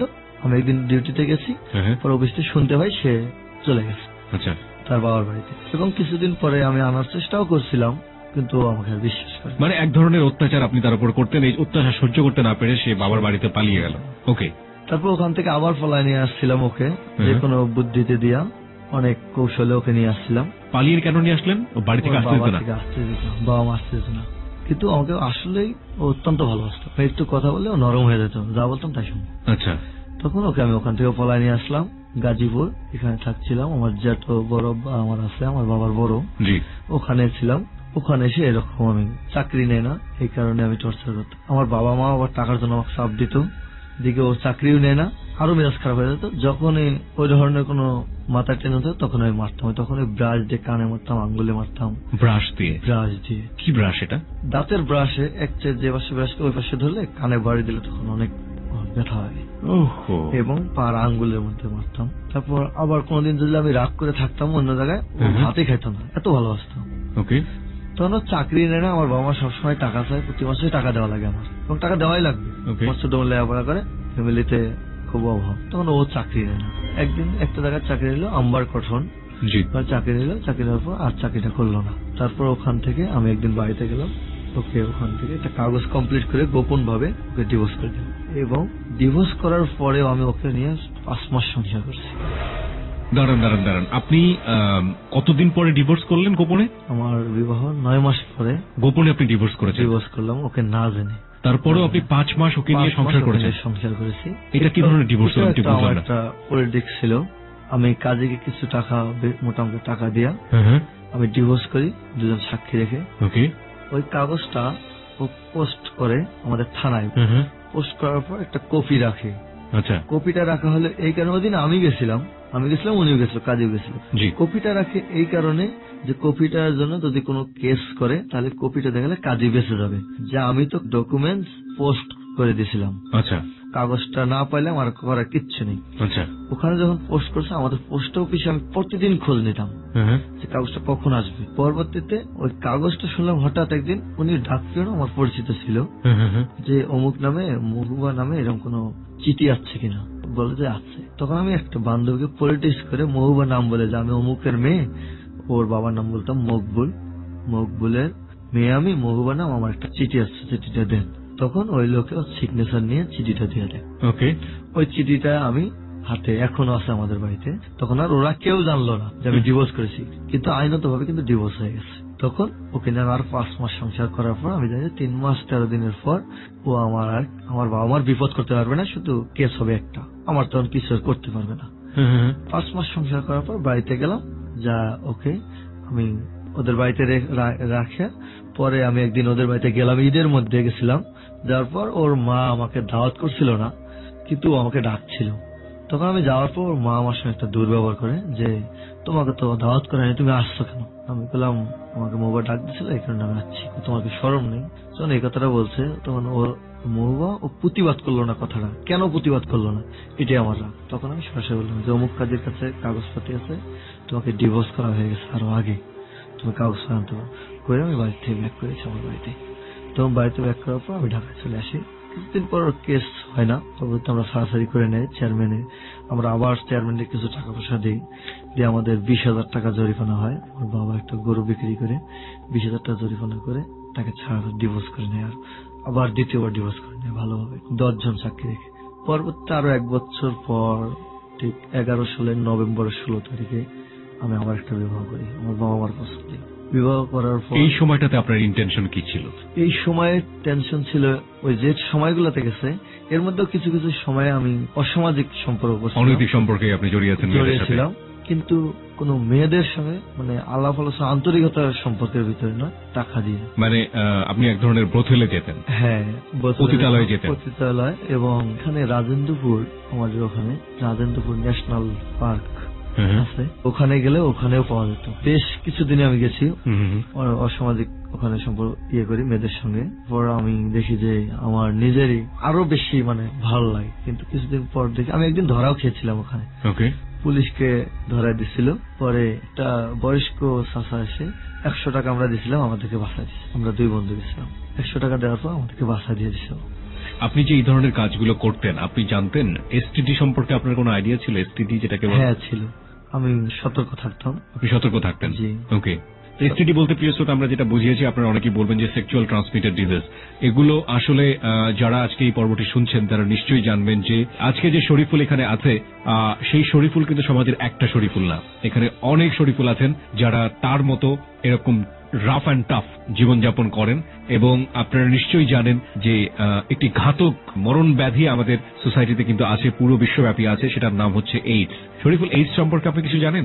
জি ভাই, পুরো সম্পর্ক জানি, তবে জানতাম যে অন্য মেয়েদের সঙ্গে শারীরিক, এটা ঠিক অন্য মেয়েদের সাথে না, এটা যার শরীরে আছে এই জীবাণুটা বা যে এইডস আক্রান্ত, HIV ভাইরাস যার শরীরে আছে, তার শরীরের পর্যাপ্ত পরিমাণ ভাইরাস যদি আপনার শরীরে বা যে কারো শরীরে যায়, যতটুকু গেলে তার মধ্যে এইচআইভি সংক্রমিত হওয়ার সম্ভাবনা থাকে, এটাকেই বলে হচ্ছে হলো এইচআইভি সংক্রমণ, এবং পরবর্তীতে এইচআইভি একসময় এইডস হয়ে যায়।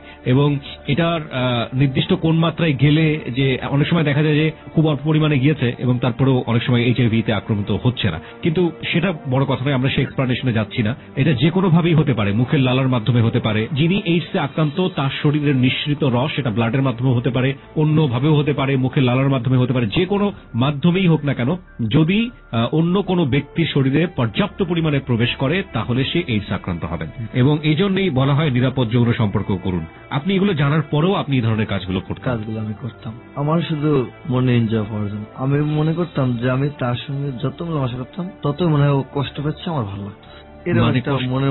বুঝলাম না কাকে কষ্ট কথা বলছেন, আপনার পার্টনার যে থাকতো? হ্যাঁ, মানে যে মেয়েটার সঙ্গে আমি শারীরিক সম্পর্ক করতাম ওই মেয়েটার সঙ্গে আমি মনে করি যে ও মনে কষ্ট পাচ্ছে, আমার ভালো লাগতেছে। মানে পেইন দেওয়াটাকে আপনি এনজয় করতেন? হ্যাঁ, আমার ওইটাই ভালো লাগতো, যে ও মনে কষ্ট পাচ্ছে, আমার ভালো লাগতেছে। আমি জাস্ট এতটুকু বুঝতাম, যারা কষ্ট পেতো ওইটা আমার খুব এনজয় মনে হতো। তারপর ওখানে আমি অনেক মেয়েদের লোক শারীরিক দুর্ব্যবহার করি এবং একটা মেয়ের সঙ্গে আমার মারামারিও লেগেছিল। এভাবে সময়টা দীর্ঘদিন কেটে গেল। আমার কেটে যাওয়ার পরে পরবর্তীতে আমি আমার বাবা মাকে ইচ্ছে করলাম যে আমি বিবাহ করবো। পরবর্তীতে আমি বিবাহ করলাম, ফ্যামিলি ভাবে বিবাহ হইল। আমার ওয়াইফের বাবা ছিল মসজিদের ইমাম, ভালো একটা ফ্যামিলিতে বিবাহ হয়েছে। আমার বাবা যে মেয়েটাকে পছন্দ করছিল আমার ওই মেয়েটাকে পছন্দ হয়েছিল না, আমি এই মেয়েটাকে আলাদা দেখেই পছন্দ করছিলাম এবং বিবাহ করলাম। বিবাহ করার পর 3 মাস পর আমি ঢাকায় নিয়ে আসলাম। ঢাকায় নিয়ে আসার পর সে আসতে চাইলেও আমি ইচ্ছা করে আনতে চাইনি। এবং ওইটুকু সময়ের ভিতরে ওর বড় ভাই ওর সঙ্গে একটা খারাপ আচরণ করছিল, মানে যাকে আমরা বলি ইজ্জত নিয়ে একটা মানে শারীরিক সম্পর্ক করতে চাচ্ছিল তার বড় ভাই, আপন বড় ভাই। এটা আমি জানতাম না। সে একদিন রাগ করে আমাদের বাড়িতে চলে আসছিল। আমার মা বলল, তুমি নতুন বউ, তুমি আমাদের কাপড় চোপড় নিয়ে আসলে না, তোমার কাপড় চোপড় নিয়ে আসলে, পুরান জামা কাপড় কেন আসলে? তখন ও বললো, আমি পরে বলবো, আমি আপনাদের সঙ্গে কিছুই বলবো না। ও তখন অনেক কান্নাকাটি করতো। আমি ফোনে জিজ্ঞেস করলাম, আমার মা বললো, তখন আমি ও স্বীকার করে না। পরে ওকে ঢাকায় নিয়ে আসার পর ঠিক 1 মাস পরে ভালো রিলেশন যখন দুজনের ভিতরে হয়ে গেল, তখন ওকে ও দেখি প্রায় কান্না করতো। ইতিমধ্যে বলছে বিয়ের আগে ওর আরো সম্পর্ক ছিল, সম্পর্ক কারণে ওর লেখাপড়া বাদ দিয়েছে। তখন ভুল স্বীকার করে নিয়েছে, আমি আর কোনোটাই মনে রাখিনি। তো মানুষের জীবনে বিয়ের আগে যত কিছু হয়েছে সব ভুলে দাও। আমি ওর ব্যাকগ্রাউন্ডও খারাপ আছে, সব তুমি জানো, জানার পর বিবাহ করছো, নতুন করে একটা ভালো হওয়ার স্বপ্ন চিন্তা দেখছেন আপনি। হ্যাঁ, দুজনে একটা নতুন ভালো সংসার করার জন্য চেষ্টা করবো। তখন করে ঠিক আছে, সব বলে দেব। তখন ও যখন কান্নাকাটি করতো তখন আমি ওকে জিজ্ঞেস করলাম যে তুমি কান্দো কেন, তোমার তো আমি এমন কোনো সমস্যা করি না, তুমি কাঁদো কেন? তখন ও আমারে সবকিছু খুলে বলে যে ওর বড় ভাই ওর সঙ্গে শারীরিক সম্পর্ক করতে ছিল, আমি এই কারণে ওই দিন তোমাদের বাড়িতে পলায় আসছিলাম, ওই বাড়িটা আমার থাকতে ভালো লাগে না। তখন আমার অবাক লাগলো, অসম্ভব ব্যাপার, এটা আমি বিশ্বাস করলাম না। আমি তোমার কথা বিশ্বাস করি না। তখন ওর ভাইয়ের সঙ্গে কথা বলতো না, কিন্তু ওর ভাই ওর সঙ্গে হালকা কিছু কথা বলতো, ভালো মন্দ দিকে রাস্তাতে আগের মতো আর কথা বললো। তখন আমার মধ্যে সন্দেহ, হয়তো কোনো সমস্যা হয়েছে। তখন আমি ওর বড় ভাইয়ের সঙ্গে কথা প্রায় অফ করে দিই। বলতাম একদম কম, ভালো মন্দ রাস্তাতে কোনো আগের মতো সে সব ধরনের কোনো আলোচনা হতো না। তারপর ও 4 মাস 5 মাস থাকার পর বলে চাকরি করবে, ওর একা ভালো লাগে না বাসায়। তখন আমি চাকরি দিয়ে দিলাম ইপিলিয়ান গ্রুপ, এই গার্মেন্টসে আমি চাকরি নিয়ে দিলাম, রিপোর্টার পদে দিলাম, একটা ভালো পদে। ও 8 পাস করছিল, কিন্তু আমার ছোট বোনের সার্টিফিকেট দিয়ে আমি ওকে চাকরি নিয়ে দিলাম। খুব একটা আরামের চাকরি করালো। 1 মাসের বেতন উঠাইছে। পরে বেতন উঠার পর ও কি করলো, 1 মাস পরে কিছুদিন যাওয়ার পর কেমন আমার রুমে মানে আমার সঙ্গে আর সেরকম আগের মতো ভালোবাসার রিলেশনটা নেই। আমি 10টা-12টার সময় আসতাম, যদি ওর ঘরে থাকতো একটা টোকা দিলেই ও দরজা খুলে ফেলতো। এখন থেকে আর দরজা খোলে না। এখন ও শুয়ে থাকে, কেমন করে, ও একটা ওয়েট দেখায় আমারে। তখন আমি অনেক রাগারাগি করতাম, কিচ্ছু আমার অ্যাভয়েড করে চলতো, আমার কোনো মানে সময় দিত না। তখন কি আপনি কোনো কাজকর্ম করতেন? হ্যাঁ, আমি চাকরি করতাম। আপনি কি ওর চেয়ে কম বেতন পেতেন? না, ওর চেয়ে বেশি বেতন পেতাম আমি, তো আমাকে অ্যাভয়েড করে চলতো। তখন আমি আমার মনের মধ্যে একটা আতঙ্ক সৃষ্টি হলো, অবশ্য আমার ওয়াইফ অন্য লাইনে চলে গেছে। তখন ও সম্পর্ক করে আমি শুনতে পাই, তারপর একটা প্রমাণ সমর্থ আমি জোগাড় করি। তারপর ওর মুখে স্বীকারোক্তি নেওয়ার পর আমি ফোনে রেকর্ড করি। রেকর্ড করার পর ওকে ওই দিন ওকে বলি, তুমি আমার সংসার করবে কিনা? ও বলল না। সেদিন রাতে ওকে আমি অনেক টর্চার করি। কি করেন আপনি? ওকে শারীরিক সম্পর্কের ভিতরে এক টর্চার করি, তো ও অজ্ঞান হয়ে গেছে। অজ্ঞান হয়ে যাওয়ার পর তখন ওর 4 হাত আমি বাঁধে ফেলি।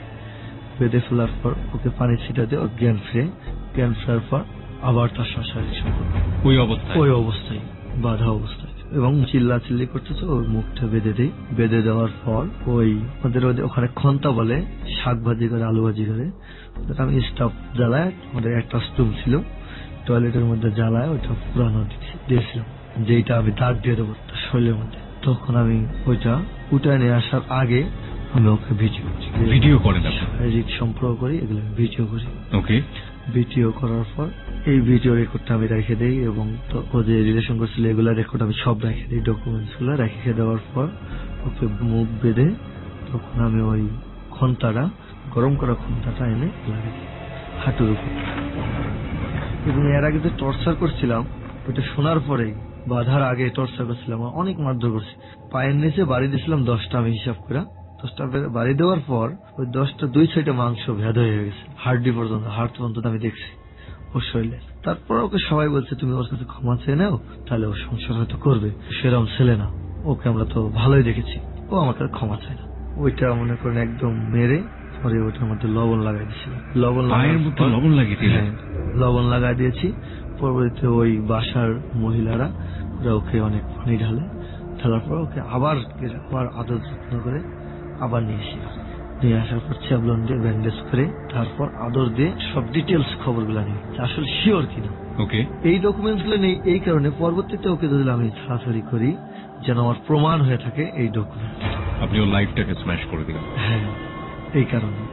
আর আপনি যে খোঁজ খবরটা নিলেন, সেই খোঁজ খবরের আপনি কি পেলেন? সম্পর্কে যখন খোঁজ খবর নিলাম, আমি ওকে জিজ্ঞেস করলাম, ও স্বীকার করছে সর্বপ্রথম আমার বাড়িওয়ালার ওয়াইফের কাছে। কেননা ওকে আমি জিজ্ঞেস করতে বলছিলাম যে ও আমার সঙ্গে, আমার ওয়াইফ কারোর সঙ্গে সম্পর্ক করে, তুমি এটা জানবা, তুমি মেয়ে মানুষ, জিজ্ঞেস করলে তোমার খুলে বলতে পারে। তখন উনি ওকে বলছে খুলে বলে দিয়েছে সবকিছু। তখন ও আমাকে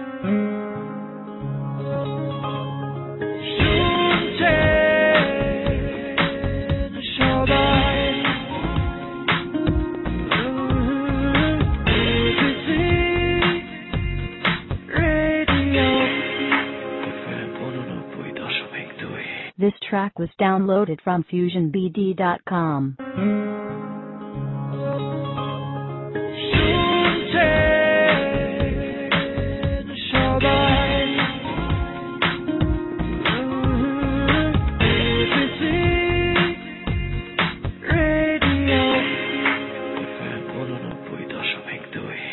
সত্যিও একজনের সম্পর্ক, নাম তুহিন।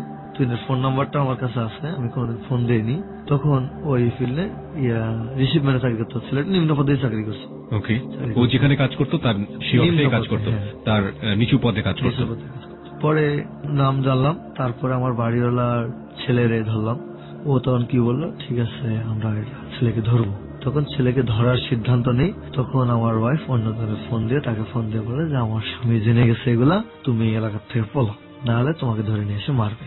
ওকে, ও বলে দিল। কেমন বোকা হয় দেখেন, আমি বুঝতে পারলাম না। তখন আমি অনেক চিন্তা করলাম যে যাকে ভালোবাসি তাকে তো আমরা ধরি, তার সঙ্গে তো বিবাহ হবে, তাকে তো পলাইতে বলতেছে। তার বাড়ি কই ময়মনসিংহ, আর আমার ওয়াইফের বাড়ি হচ্ছে রংপুর। আমি যদি ওকে না রাখি ওর সঙ্গে কিভাবে ওর সম্পর্ক হবে, ও এটা চিন্তা করলো না, ওকে পলাইতে বললো। ও ঠিকই পলাই গেল। পলাই যাওয়ার আগে আমরা একদিন ধরছিলাম, ধরার পর আমার নেতারা কি যেন বলছে, তারপর তাকে ছেড়ে দিচ্ছে। বলছে যে সে এখানে থাকবে না।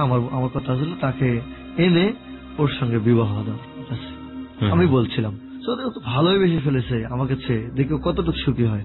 ওকে আপনারা ধরে নিয়ে আসেন, আসার পর ওকে ভালোবাসা বন্ধনে বিবাহ দিয়ে দেন। তখন ওর মা এসে বলছিল না আমরা বিবাহ দেবো না, আমরা মেয়েকে নিয়ে যাবো।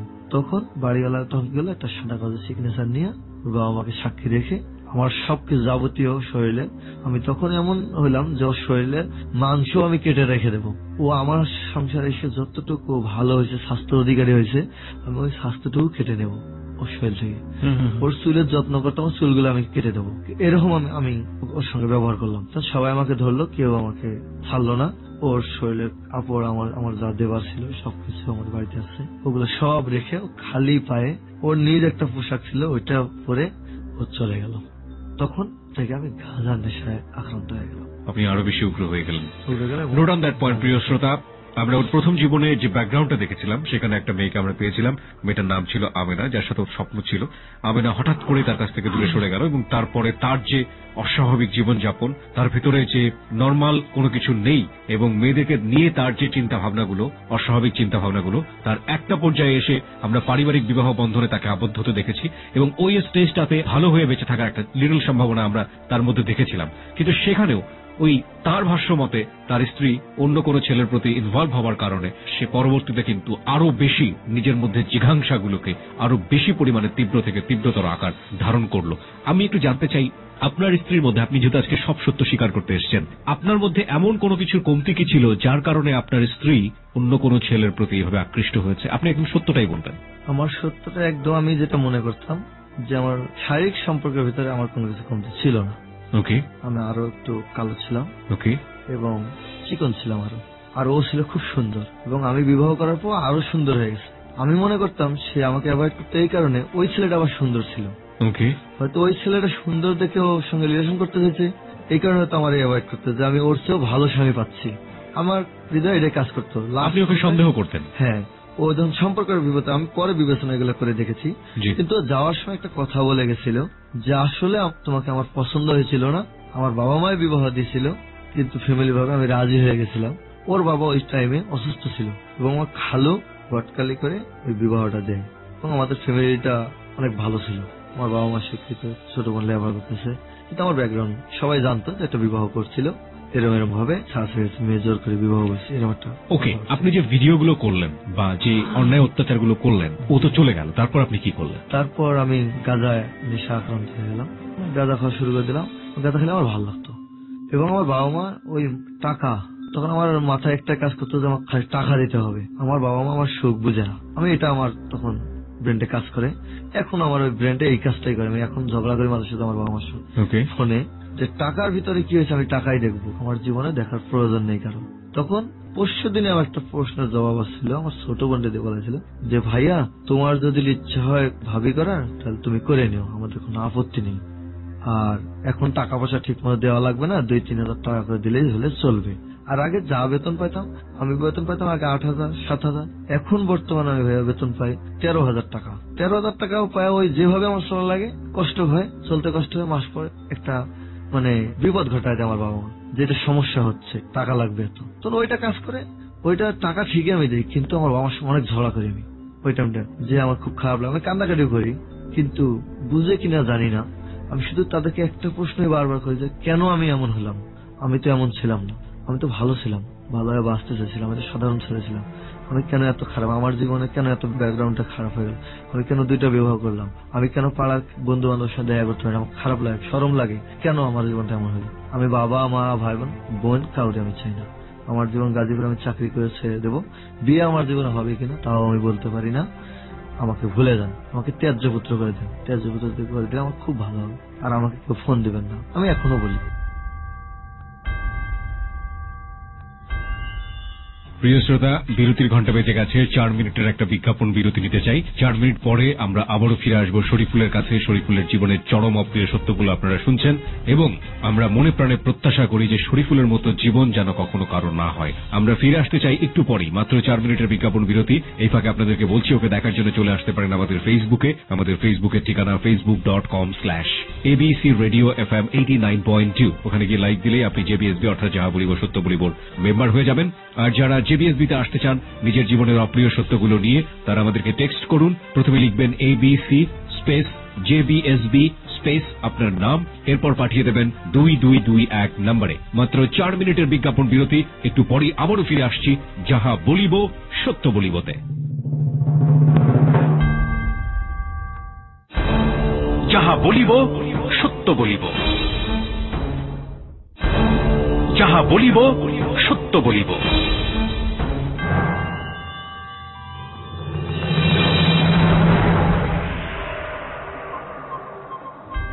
4 মিনিটের বিজ্ঞাপন বিরতির পর প্রিয় শ্রোতা, আমরা আবারও ফিরে এসেছি যাহা বলিব সত্য বলিবতে। আপনি শুনছেন আপনার প্রিয় স্টেশন এবিসি রেডিও FM 89.2। আরজি কিবরিয়া রয়েছে আপনার সঙ্গে এবং সঙ্গে রয়েছে আমার টিম আরজি সুমন ও সাউন্ড এডিটর মঞ্জু। এবং আজকে যাহা বলিব সত্য বলিবর আসনে নিজের জীবনের অপ্রিয় সত্যগুলো নিয়ে আমাদের সঙ্গে রয়েছে শরীফুল। শরীফুলের কাছে ফিরে যেতে চাই, তবে তার আগে আপনাকে বলতে চাই, আপনি যদি মনে করেন যে আপনার জীবনের ভুল এবং অপ্রিয় সত্যগুলো নিয়ে আপনি যাহা বলিব সত্য বলিবর সত্যের আসনে বসে নিজের জীবনের অপ্রিয় সত্যগুলো লাখো মানুষের সামনে তুলে ধরে লাখো মানুষকে সচেতন করে যাবেন যে আপনার মতো জীবন এবং আপনার মতো যে অপ্রিয় সত্যগুলো, সেই সত্যের পথ যেন তাদেরকে না মারাতে হয়, তাহলে আপনি আসতে পারেন আমাদের যাহা বলিব সত্য বলিবতে। আসার জন্য নিয়মটি হচ্ছে, প্রথমে আপনি লিখবেন ABC স্পেস JBSB স্পেস আপনার নাম, এরপর পাঠিয়ে দেবেন 2221 নম্বরে। শরীফুল, আমরা ফিরি আপনার কাছে। আমরা যে জায়গাটিতে ছিলাম শরীফুল, যে আপনি বলছিলেন যে পিতামাতার সাথে একটা দূরত্ব এবং একই সাথে আপনার স্ত্রী যে কাজটা করলো, আপনার কাছ থেকে চলে গেল। হ্যাঁ, তারপর কি হলো বলুন তো? তারপর আমার শ্বশুর শাশুড়ি আসলো, আসার পর আমার ওয়াইফকে নিয়ে গেল। নিয়ে যাওয়ার পর আমি একদম নেশা আক্রান্ত হলাম এবং ভাত খাই না, আমি ভাত খাইতেও যাই না কোথাও, রুম থেকে বের হই না।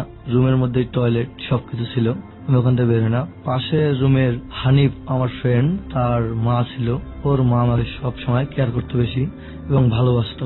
সে ডাক দিয়ে দিয়ে নিয়ে যেত, অবশ্য কিছু হয়তো একবার সারাদিনে একবার ডাক দিল, দিয়ে কিছু নাস্তা পানি করাইলো, পরে আর অতটুক টেক কেয়ার করে না। আমি রুমেই থাকতাম সব সময়, আর সিগারেট আর যে কোনো নেশা নিয়ে আসতাম। যে কোনো নেশা বলতে আপনি সে সময়টাতে কোন কোন নেশা নিতেন? আমি সে সময় নেশা নিতাম, একটা বাংলা পাওয়া যেত ওই জায়গায়, আচ্ছা, বাংলা একটা চোয়ানি সিস্টেম আছে, আর গাঁজা। পরে ওই রুমে 15 দিন থাকি। 15 দিন থাকার পর ইতিমধ্যে আমি আমার ওয়াইফের সঙ্গে যোগাযোগ করার চেষ্টা করি। 15 দিন আপনি রুমের মধ্যে ছিলেন? আপনি রুম থেকে বের হননি? রুম থেকে বের হয়নি, শুধু রুম থেকে বের হতাম এইটুকুই, শুধু নেশাটুকু কালেক্ট করবার জন্য। আচ্ছা, আমি যেটা জানতে চাচ্ছিলাম যে আপনি যখন আপনার দ্বিতীয় স্ত্রীকে অনেক বেশি প্রহার করলেন, আপনি আপনার ভাষা অনুযায়ী তাকে পিটানোর পরে যেখানে ক্ষত হয়েছে সেখানে লবণ লাগিয়ে দিয়েছেন, আপনি তারপরে সেগুলো ভিডিও করেছেন। ভিডিও কেন করেছিলেন বলুন তো?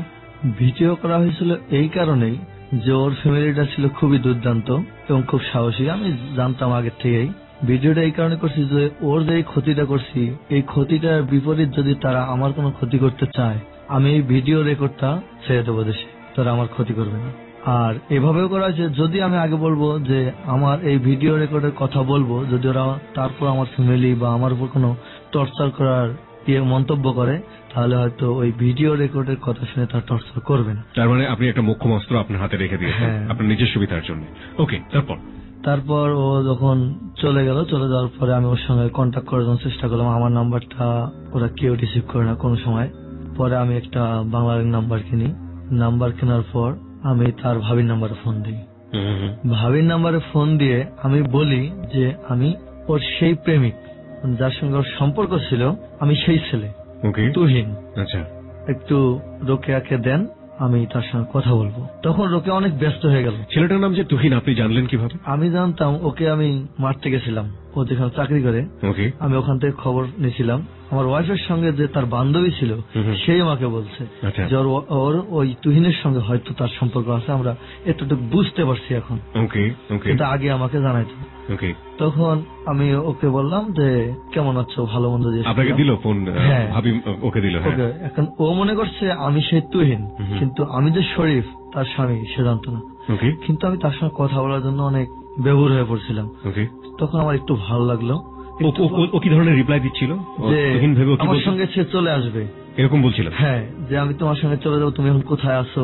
আমি বললাম যে আমি তোমার স্বামীর ভয়ে আমি বাড়িতে চলে গেছি, অমুক জায়গায় আছি, ঠিক আছে, আমি পরে তোমার সঙ্গে কন্ট্যাক্ট করবো, তবে কোন নাম্বারে তোমার সঙ্গে সব যোগাযোগ করবো, একটা নাম্বার দাও। তখন ও আমাকে বললো যে ঠিক আছে, আমি একটা ফোন নেবো পরে, 1 মাস, আমার 1 মাস কোনো মোবাইল ইউজ করে নিষেধ, আমার ফ্যামিলি থেকে বলছে আমি 1 মাস পরে একটা মোবাইল নেবো, তখন তোমাকে আমি এই নাম্বারটা দিয়ে দেবো। আর এই নাম্বারটা কি তোমার? আমি বলছি হ্যাঁ। তখন ওর ভাবি ওর মোবাইলটা কেড়ে নিয়ে বলছে না, এটাও তুহিন না, এটা তোর স্বামী। তাহলে কেনেছে, এই কথাটা আমি শুনতে পারছি। তখন থেকে ওই নাম্বার দিয়ে ওর কন্ট্যাক্ট হতো না। পরে আমি বাড়িতে গেলাম। ওরা আসলে তারা অনেক ধরনের টর্চার করার হুমকি দিছিল। তারা আমার খালু যে ঘটক ছিল, উনি আমাদের বাড়িতে আসলো, এসে আমার বাবাকে বললো যে যেহেতু তোর ছেলে এত অত্যাচার করছে, 20,000 টাকা দে, আমরা একটা সলভ করে দিতেছি সমস্যাটা। কিন্তু আমি তখন বললাম, আমার আব্বা মা একটু ভয় পেত যে আমি একটা ছেলে, তখন আমি বললাম আমি 1 টাকাও দিতে পারবো না এবং যা করার ইচ্ছা তাই করতে পারেন, কোনো সমস্যা নেই। ওর পরিবার থেকে কোনো ধরনের কোনো পদক্ষেপ নিচ্ছিল আপনার? হ্যাঁ, পদক্ষেপ। কি ধরনের পদক্ষেপ? আমার মা বাবাকে উঠায় নিয়ে যাবে তারা। ওকে। নিয়ে যাওয়ার পর আমাকে ডাক দেবে এবং আমাকে ওরা টর্চার করবে বা যে কিছু এরকম একটা স্টেপ নিয়েছিল, ক্ষতি করবে। ওকে। আমি এটা স্টেপ শুনছি। আমার ওখানকার খালাতো ভাই যে ছিল, ও আমাকে সবসময় একটা নিউজ দিত, কোন ধরনের পদক্ষেপ নিচ্ছে, কি করতেছে, খালাতো ভাই আমাকে বলতো। তো তার সঙ্গে আমার বাবাও জড়িত আছে। তখন আমি বললাম যে ঠিক আছে, যা করার আপনারা করতে পারেন, আমার যে ক্ষতি করতে আসে আমি তাকে ছাড়বো না। আমার মা বাবার ভয় পেত বেশি। তখন আমি মা বাবাকে অনেক বুঝতাম যে কোনো সমস্যা, আমি সেই প্রোগ্রামে কাজ করে রাখছি। কেস করলে আমি প্রতিবাদ করার মতো ক্ষমতা রাখছি এবং ওদের আমার কোনো পারিবারিক ক্ষমতা দিয়ে কাজ করতে চায় বা কোনো ক্ষতি করতে চায়, আমি সেই অনুপাতে কাজ করে রাখছি। তার কয়েকদিন পর আমি ঢাকায় আবার চলে আসবো। তখন ওর ভাবিকে আমি ফোন দিই যে ভাবি এই অবস্থা শুনলাম, ওরা অনেক কেস করছে, নারী নির্যাতন কেস করছে এবং ওকে মেডিকেল করার পরে কেসটা হয়েছে। আমি বলছি আমার যদি তীর পরিমাণ কোনো ক্ষতি হয় তাহলে আমার কাছে একটা ভিডিও রেকর্ড আছে, তার একটা নেকেড ছবি আছে, আমি কিন্তু এটা প্রচার করে দেবো। তখন বললো অসম্ভব, আমার ননদ এ ধরনের কোনো কাজ করতে পারে না। আমি বললাম ঠিক আছে, আপনার ননদ আপনি জিজ্ঞেস করে দেখেন। তখন হ্যাঁ, ননদের তো জিজ্ঞেস করছে হয়তো। তারপর আমাকে তারপরের দিন আবার ফোন দেয় যে ঠিক আছে শরীফ ভাই, আপনি এটা কখনো সেল করেন না, আর আমরা আপনার কেস উঠায় নিয়ে আসবো, আপনার কোনো নোটিশ না পাঠাইলেই হলো।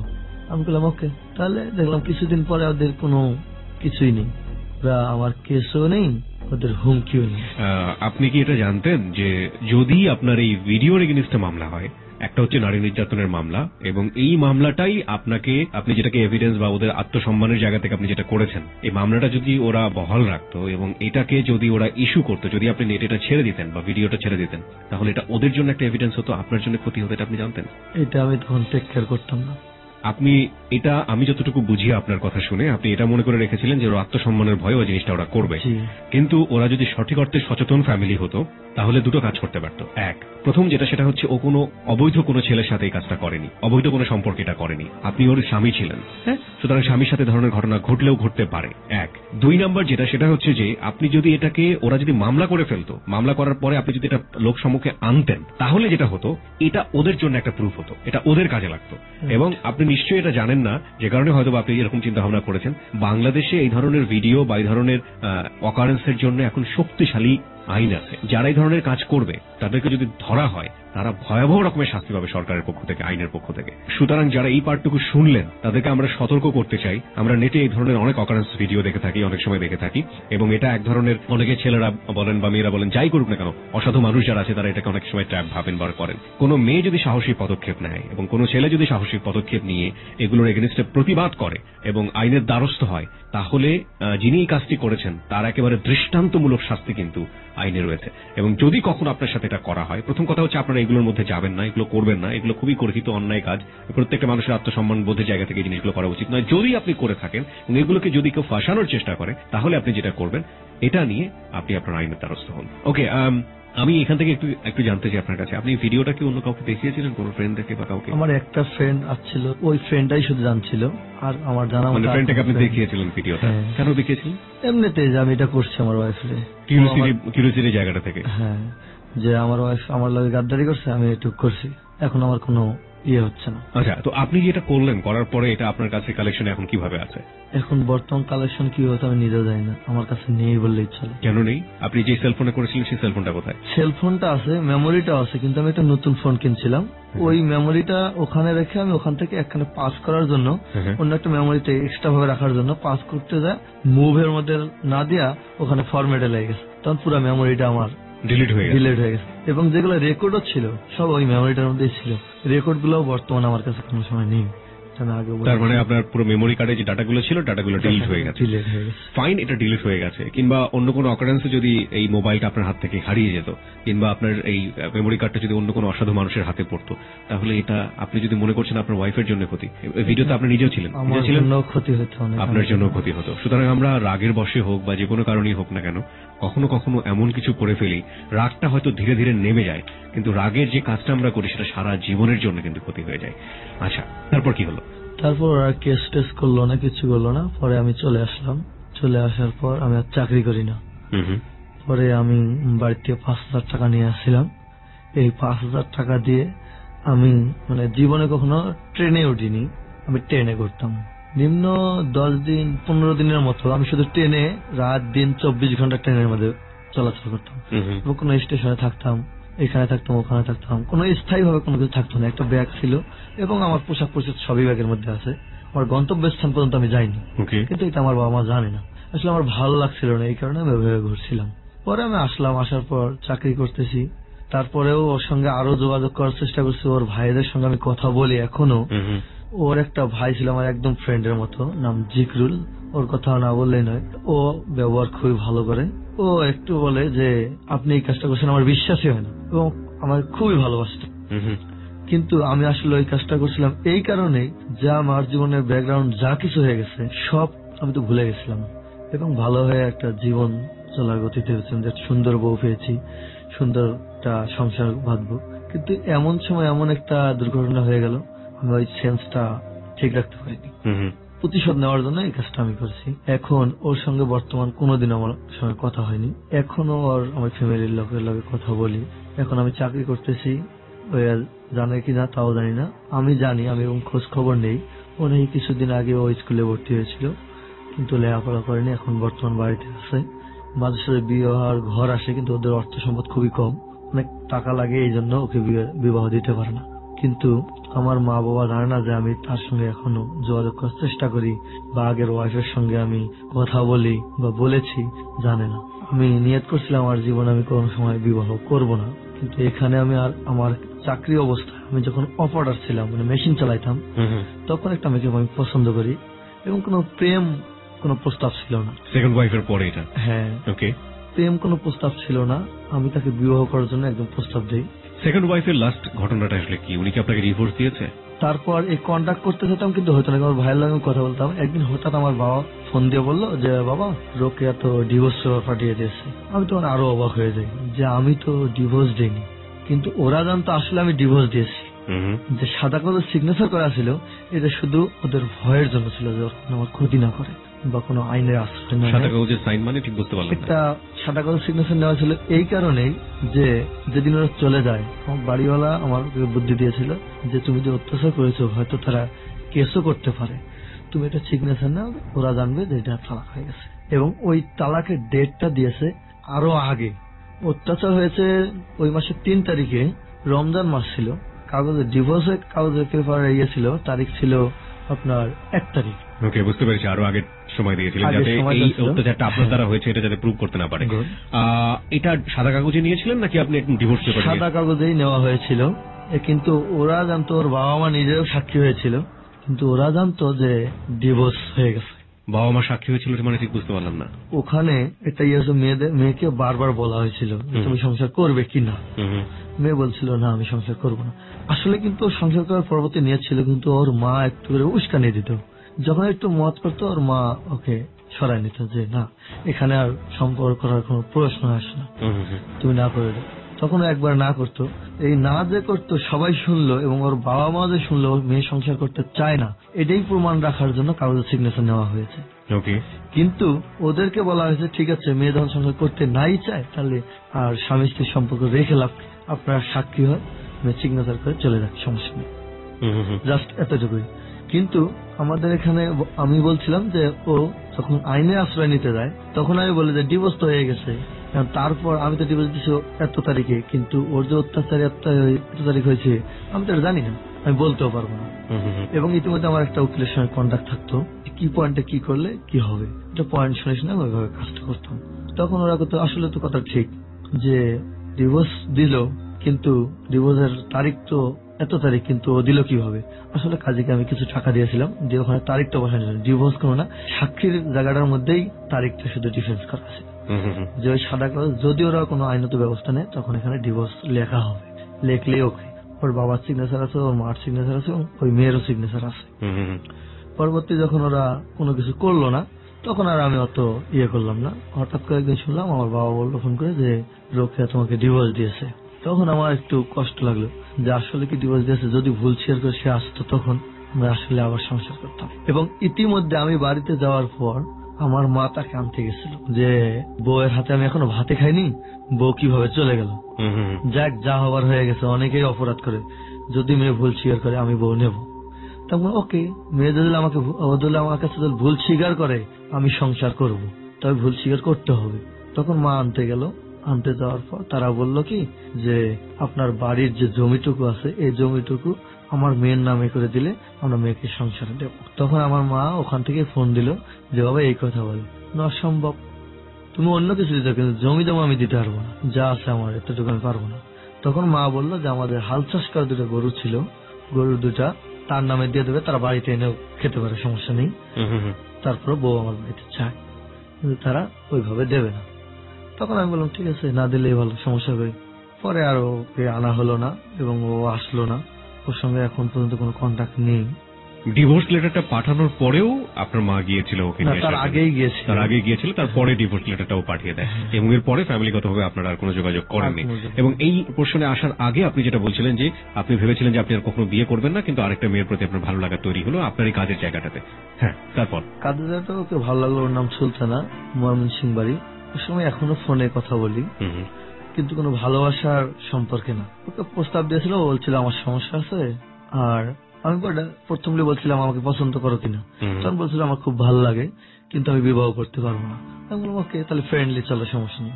এখন পর্যন্ত তার সঙ্গে আমার কন্ট্যাক্ট হয়, ফ্রেন্ডলি ভাবে কথা বলি, প্রায় ও কথা বলে, কিন্তু আমি ওকে বলি তোমাকে আমি বিবাহ করবো, কিন্তু ও কখনো বিবাহ করবে না। ওকে ফার্স্ট লাস্ট বলছে ওর ফ্যামিলিগত একটা সমস্যা আছে যে আমাকে বিবাহ করতে পারবে না। কিন্তু আমি এখানে আসার গল্প যতগুলো, অনেক গল্প আমি শুনি। আমি যেখানে চাকরি করি ওখানকার এখন বর্তমানে আমি সুপারভাইজার এবং আমার আন্ডারে এখনো 30-35টা লোক চলে। আমি প্রায় 6 মাস ধরে আমি এই চাকরিটা পেয়েছি। বাড়িতে একটু এখন থেকে চাপাচাপি কম দেয়, মাসে 4000 থেকে 5000 দিলেই চলে, এবং বাড়ি থেকে অনুমোদন করা হয়েছে যে তুমি যদি বিবাহ করে সংসার পাতার ইচ্ছা থাকে তোমার, বউ আমাদের বাড়িতে নিয়ে আসো, কোনো সমস্যা নেই। কিন্তু আমি আগে তো মত করে ফেলেছিলাম আমি কোনো সময় বিবাহ করবো না। এই এফএম রেডিও অনেক কিছু শুনি এবং যা বলিব সত্য বলিব হয়, জীবন কাহিনী সবকিছু অনুষ্ঠান কিন্তু আমি শুনি। শোনার পর আমার হৃদয়ে একটা দোলা আসলো যে আমার কি নেই, আমি কেন সংসার করতে পারবো না, আমার ওয়াইফকে চলার মতো আমার ক্ষমতা আছে, আমি তো টাকা তো কম পাই না, আমার তো শরীর ভালো, আমি তো সমস্যা কোথায়। এখন আমি নিয়ত করেছি যে আমি সংসার করব। তারপর আমি আবার ওই সুলতানাকে অফার করি যে আমি আসলে তোমার সিরিয়াসলি তোমাকে বিবাহ করবো, কিন্তু ও কখনো, এখন বর্তমানেও কখনো বলে না যে আমাকে বিবাহ করবে। ওর পরিবারের বা ওর জায়গা থেকে যে সমস্যাটা রয়েছে সেটা কি আপনি জানেন? কি আমি জানার জন্য অনেক চেষ্টা করছি এবং ওর ছোট ভাইয়ের সঙ্গেও আমি কন্ট্যাক্ট করেছি, কিন্তু কেউই বলে না। আসলে ওর ছোট ভাই বলে যে কখনোই সম্ভব না, জাস্ট এতটুকুই বলে ও খেটে দেয়, আর কখনো কোনো কথা। ছোট ভাইও বলে কখনোই সম্ভব না। হ্যাঁ।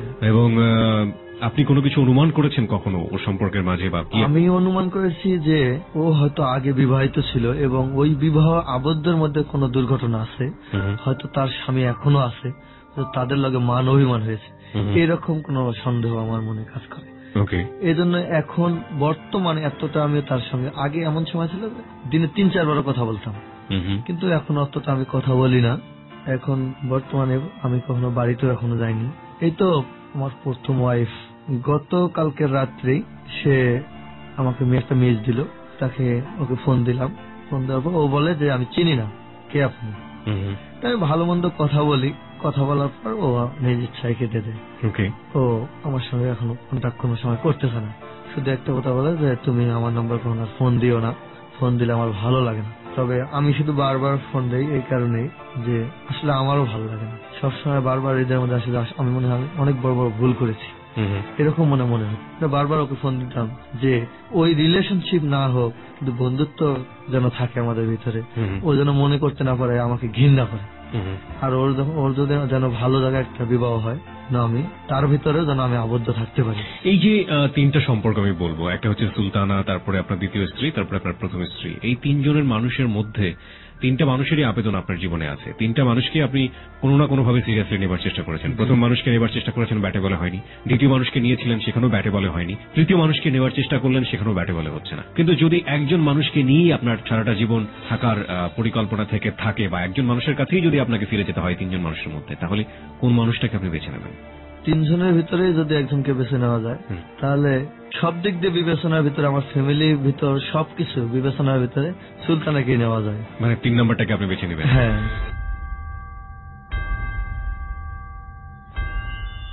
প্রিয় শ্রোতা, আমরা এই পর্যায়ে ছোট্ট একটি বিরতি নিচ্ছি। ঠিক রাত 1টার টাইম চেক হবার সঙ্গে সঙ্গেই আমরা আবারও ফিরে আসবো যাহা বলিব সত্য বলিবতে।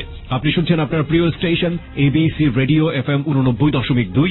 যারা এখানে এসে নিজের জীবনের অপ্রিয় সত্যগুলো বলতে চান, ভুল স্বীকার করতে চান, আসতে পারেন এখানে। আমাদের এখানে আসার জন্য নিয়ম হচ্ছে, প্রথমে লিখতে হবে ABC স্পেস JBSB স্পেস আপনার নাম, এরপর পাঠিয়ে দিতে হবে 2221 নম্বরে। ঠিক রাত 1টা বাজার সঙ্গে সঙ্গে আমরা আবারও ফিরে আসছি যাহা বলিব সত্য বলিবতে।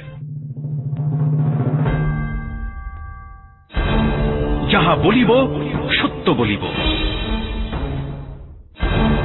যাহা বলিব সত্য বলিব।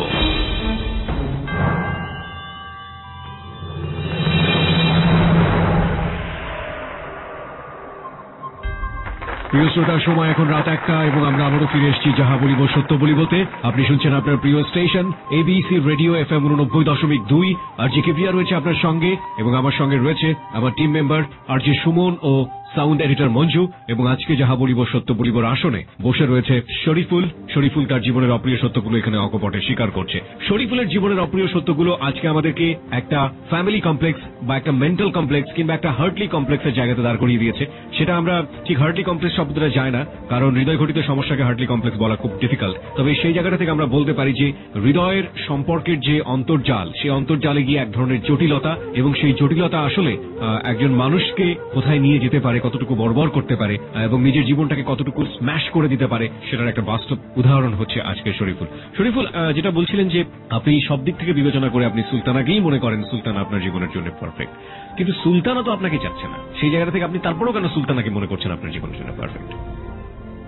সে আমাকে না ছেলেও আমার কোনো সেরকম আপত্তি নেই।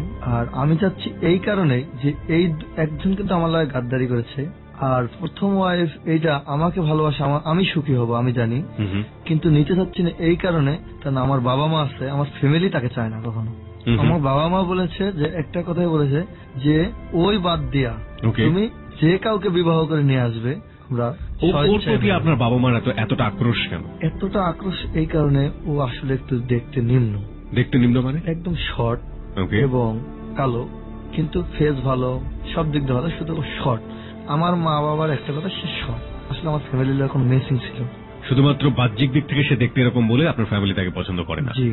ওকে, এখানে আসলে রিয়েল ট্রুথ, এখানে খুব হার্ড ট্রুথ গুলো ফোকাস করা হয় প্রিয় শ্রোতা। This is the hard truth. জীবনের অপ্রিয় সত্যগুলো এরকমই হয়। ফ্যামিলির জায়গাটা থেকে ছেলে, আপনি তো ওকে একসময় লাভ করেছেন, রাইট? আপনি ওকে পছন্দ করেছেন, সেটা যেরকমই হোক না কারণ আপনার জীবনের ফার্স্ট লাভ সে ছিল, তাই তো? এবং শুধুমাত্র আপনার সাথে ও সুইসাইড করতে গিয়েছিল এবং আপনাকেই বিয়ে করবে এরকম একটা জায়গাটা থেকে, ক্রেজিনেসের জায়গাটা থেকে আপনি তাকে বিয়ে করলেন এবং প্রতিশোধ নিলেন, তাই তো? জি। ও তখন বিবাহ করলো এই কারণে, আমার লাগে কন্ট্যাক্ট ছিল তার 2 বছর পর বিবাহ করবে। ও যে এখন বিষ খেয়ে বিবাহ করলো এই কারণে ওর উপর আমার একটা জিদ চলে আসে। আর ও বলছিল যে আমাকে একদিন হলেও সে বিবাহ করবে ওই সময়। তখন আমি বলছিলাম যে আমি একদিন হলেও তোমাকে ছাড়বো, জাস্ট এতটুকুই। পরে ওকে নিয়ে সংসার করার অনেক ইচ্ছা ছিল, কিন্তু ও চাকরিও করতো না। আমার বাড়ির থেকে যে ওকে মেনে নিত না, টাকা পয়সাও চাপ দিত, আবার ও চাকরি করতো না। তারপর আমার বাবা এক সময় বলছিল যে ওর মা বাবা যদি আমাদের ফ্যামিলিতে তোমাকে যৌতুক হিসেবে যদি 1 লাখ টাকা দেয় তাহলে আমরা ওকে বাড়িতে নিয়ে আসবো। মানে আপনার বাবা মা বলেছিল? আমার বাবা বলেছিল, কিন্তু আসলে ওর পক্ষে সম্ভব ছিল না 1 লক্ষ টাকা দেওয়া। আর আমি ওকে বারবার বলছিলাম তুমি চাকরি বাড়ি করো, আমরা কিছু টাকা অর্জন করি, আমার বাবা মার জন্য মনটা আমরা জয় করতে। কিন্তু ওই সময় চাকরিও করতো না। আর ওর ফ্যামিলিতে আমি যেতাম, ওর ফ্যামিলির থেকেও আমাকে ততটা আপ্যায়ন করা হতো না। কেমন আমি গেছি না গেছি আমার কোনো ইয়ে থাকতো না। ওর মা বাবা অতটা ভালোবাসতো না, কিন্তু ও আমাকে ভালোবাসতো, এটা আমি শিওর। এখানে ভুলের সমীকরণগুলো দেখুন, খুবই সহজ সরল কিছু ভুল। প্রথম কথা হচ্ছে আপনার প্রথম স্ত্রীর প্রতি আপনার যে আগ্রহ বা আপনার যে চিন্তা ভাবনাটা, সেটা শুধুমাত্র টাইমলি হয়নি। আপনার মনের মধ্যে এক ধরনের ভালোবাসা তার জন্য ছিল, কিন্তু সে জোর করাতে, সুইসাইড করার মতো স্টেপ নেওয়াতে আপনি বাধ্য হলেন তাকে বিয়ে করার জন্য, এবং শেষ পর্যন্ত আপনি তাকে ডিভোর্স দিয়ে প্রুভ করেছেন যে না, আমি তোমাকে নিয়ে ঘর সংসার করবো না। সেকেন্ড ওয়াইফের ক্ষেত্রে আপনি যখন মনে করলেন না জীবনে আমি এবার একটু শক্ত হয়ে দাঁড়াতে চাই, এবার একটু ভালোভাবে সংসার করতে চাই, সেকেন্ড ওয়াইফকে আপনার মনোপুত হলো। কিন্তু দুঃখের বিষয় হচ্ছে সেকেন্ড ওয়াইফ আরো একজনের সাথে অ্যাডাল্টারি সম্পর্ক বা পরকীয়া সম্পর্কে জড়িয়ে গেল। আপনি তার উপরে পাশবিক বর্বর নির্যাতন করলেন, সেখানেও আপনি পারলেন না। থার্ড জায়গাটাতে আপনি আসলেন আরেকটা মেয়েকে ভালো লাগার জায়গাটাতে, এবং সেখানে আপনি দেখছেন যে মেয়েটার একটা নিজস্ব ব্যক্তিগত ব্যাপার রয়েছে। সেই ব্যক্তিগত ব্যাপারের জায়গাটা থেকে আপনি তাকে জীবনসঙ্গী করতে পারছেন না। এই সবকিছু মিলিয়ে যদি আপনাকে শুধুমাত্র আপনার ভুলের জায়গায় আমি বলতে বলি, আপনি হয়তো বলতে পারেন যে শুধু আমি একা ভুল করিনি, আমার ফ্যামিলি ভুল করেছে, আমার চারপাশের মানুষ ভুল করেছে, আমি যাদেরকে বিয়ে করেছি তারা ভুল করেছে, ঠিক আছে, কিন্তু আপনার ভুলের জায়গাটা কোনটা? যে ভুলগুলো হয়তোবা এই যে ভুলগুলো হয়েছে আপনার জীবনে, এই যে ঘটনাগুলো ঘটেছে, সেই ঘটনা থেকে আপনাকে দূরে রাখতে পারতো। আপনার ব্যক্তিগত ভুলের জায়গাগুলো কোনগুলো? আমার ভুলের জায়গা হচ্ছে যখন আমার প্রথম ওয়াইফ যখন বিবাহ করি, যেভাবেই হোক বিবাহ হয়েছে, সে অসুন্দর, কিন্তু সে তার তো বয়স কম ছিল। আমি তো তখনই বুঝতাম যে আসলে ও এখন চাকরি করতেছে না, কিছুদিন হয়তো পরে করবে। আমার বাবা মাকে আমি যদি একটু বুঝায় বলতাম যে আমি টাকা পয়সা দিতে পারবো না আর আমি ওকে ছাড়তে পারবো না, আমার কিছুদিন সময় দেও, আমি যদি ওদেরকেও বুঝায় বলতাম, হয়তো ওরা সবাই বুঝতো। বা হয়তো আমার সঙ্গে 6 মাস কথা না বললাম, বা দুইজন আমরা একসঙ্গে যদি আলাদা থাকতাম শুধু ভালোবাসার খাতিরে, 6 মাস পরে হয়তো সে বুঝতো। তখন সেও বোঝেনি, আমিও তখন সেটা বুঝিনি। আমি তখন বুঝতাম আমার বাবা মা আমার কাছে সবকিছু, ও অতটুকু নয়। এই জন্য ওকে আমি সবসময় দূরে থাকার চেষ্টা করতাম। আমি মনে করি আমার ভুল এটাই যে ওকে আমার ছাড়াটা খুবই ভুল হয়ে গেছে। আলাদা থেকে যেভাবে হোক, কিছুদিন পরে হোক, যদি আমি একটা সংশোধনের ভিতরে আসতাম, হয়তো আমার জীবনে এত ঘটনাগুলো ঘটতো না।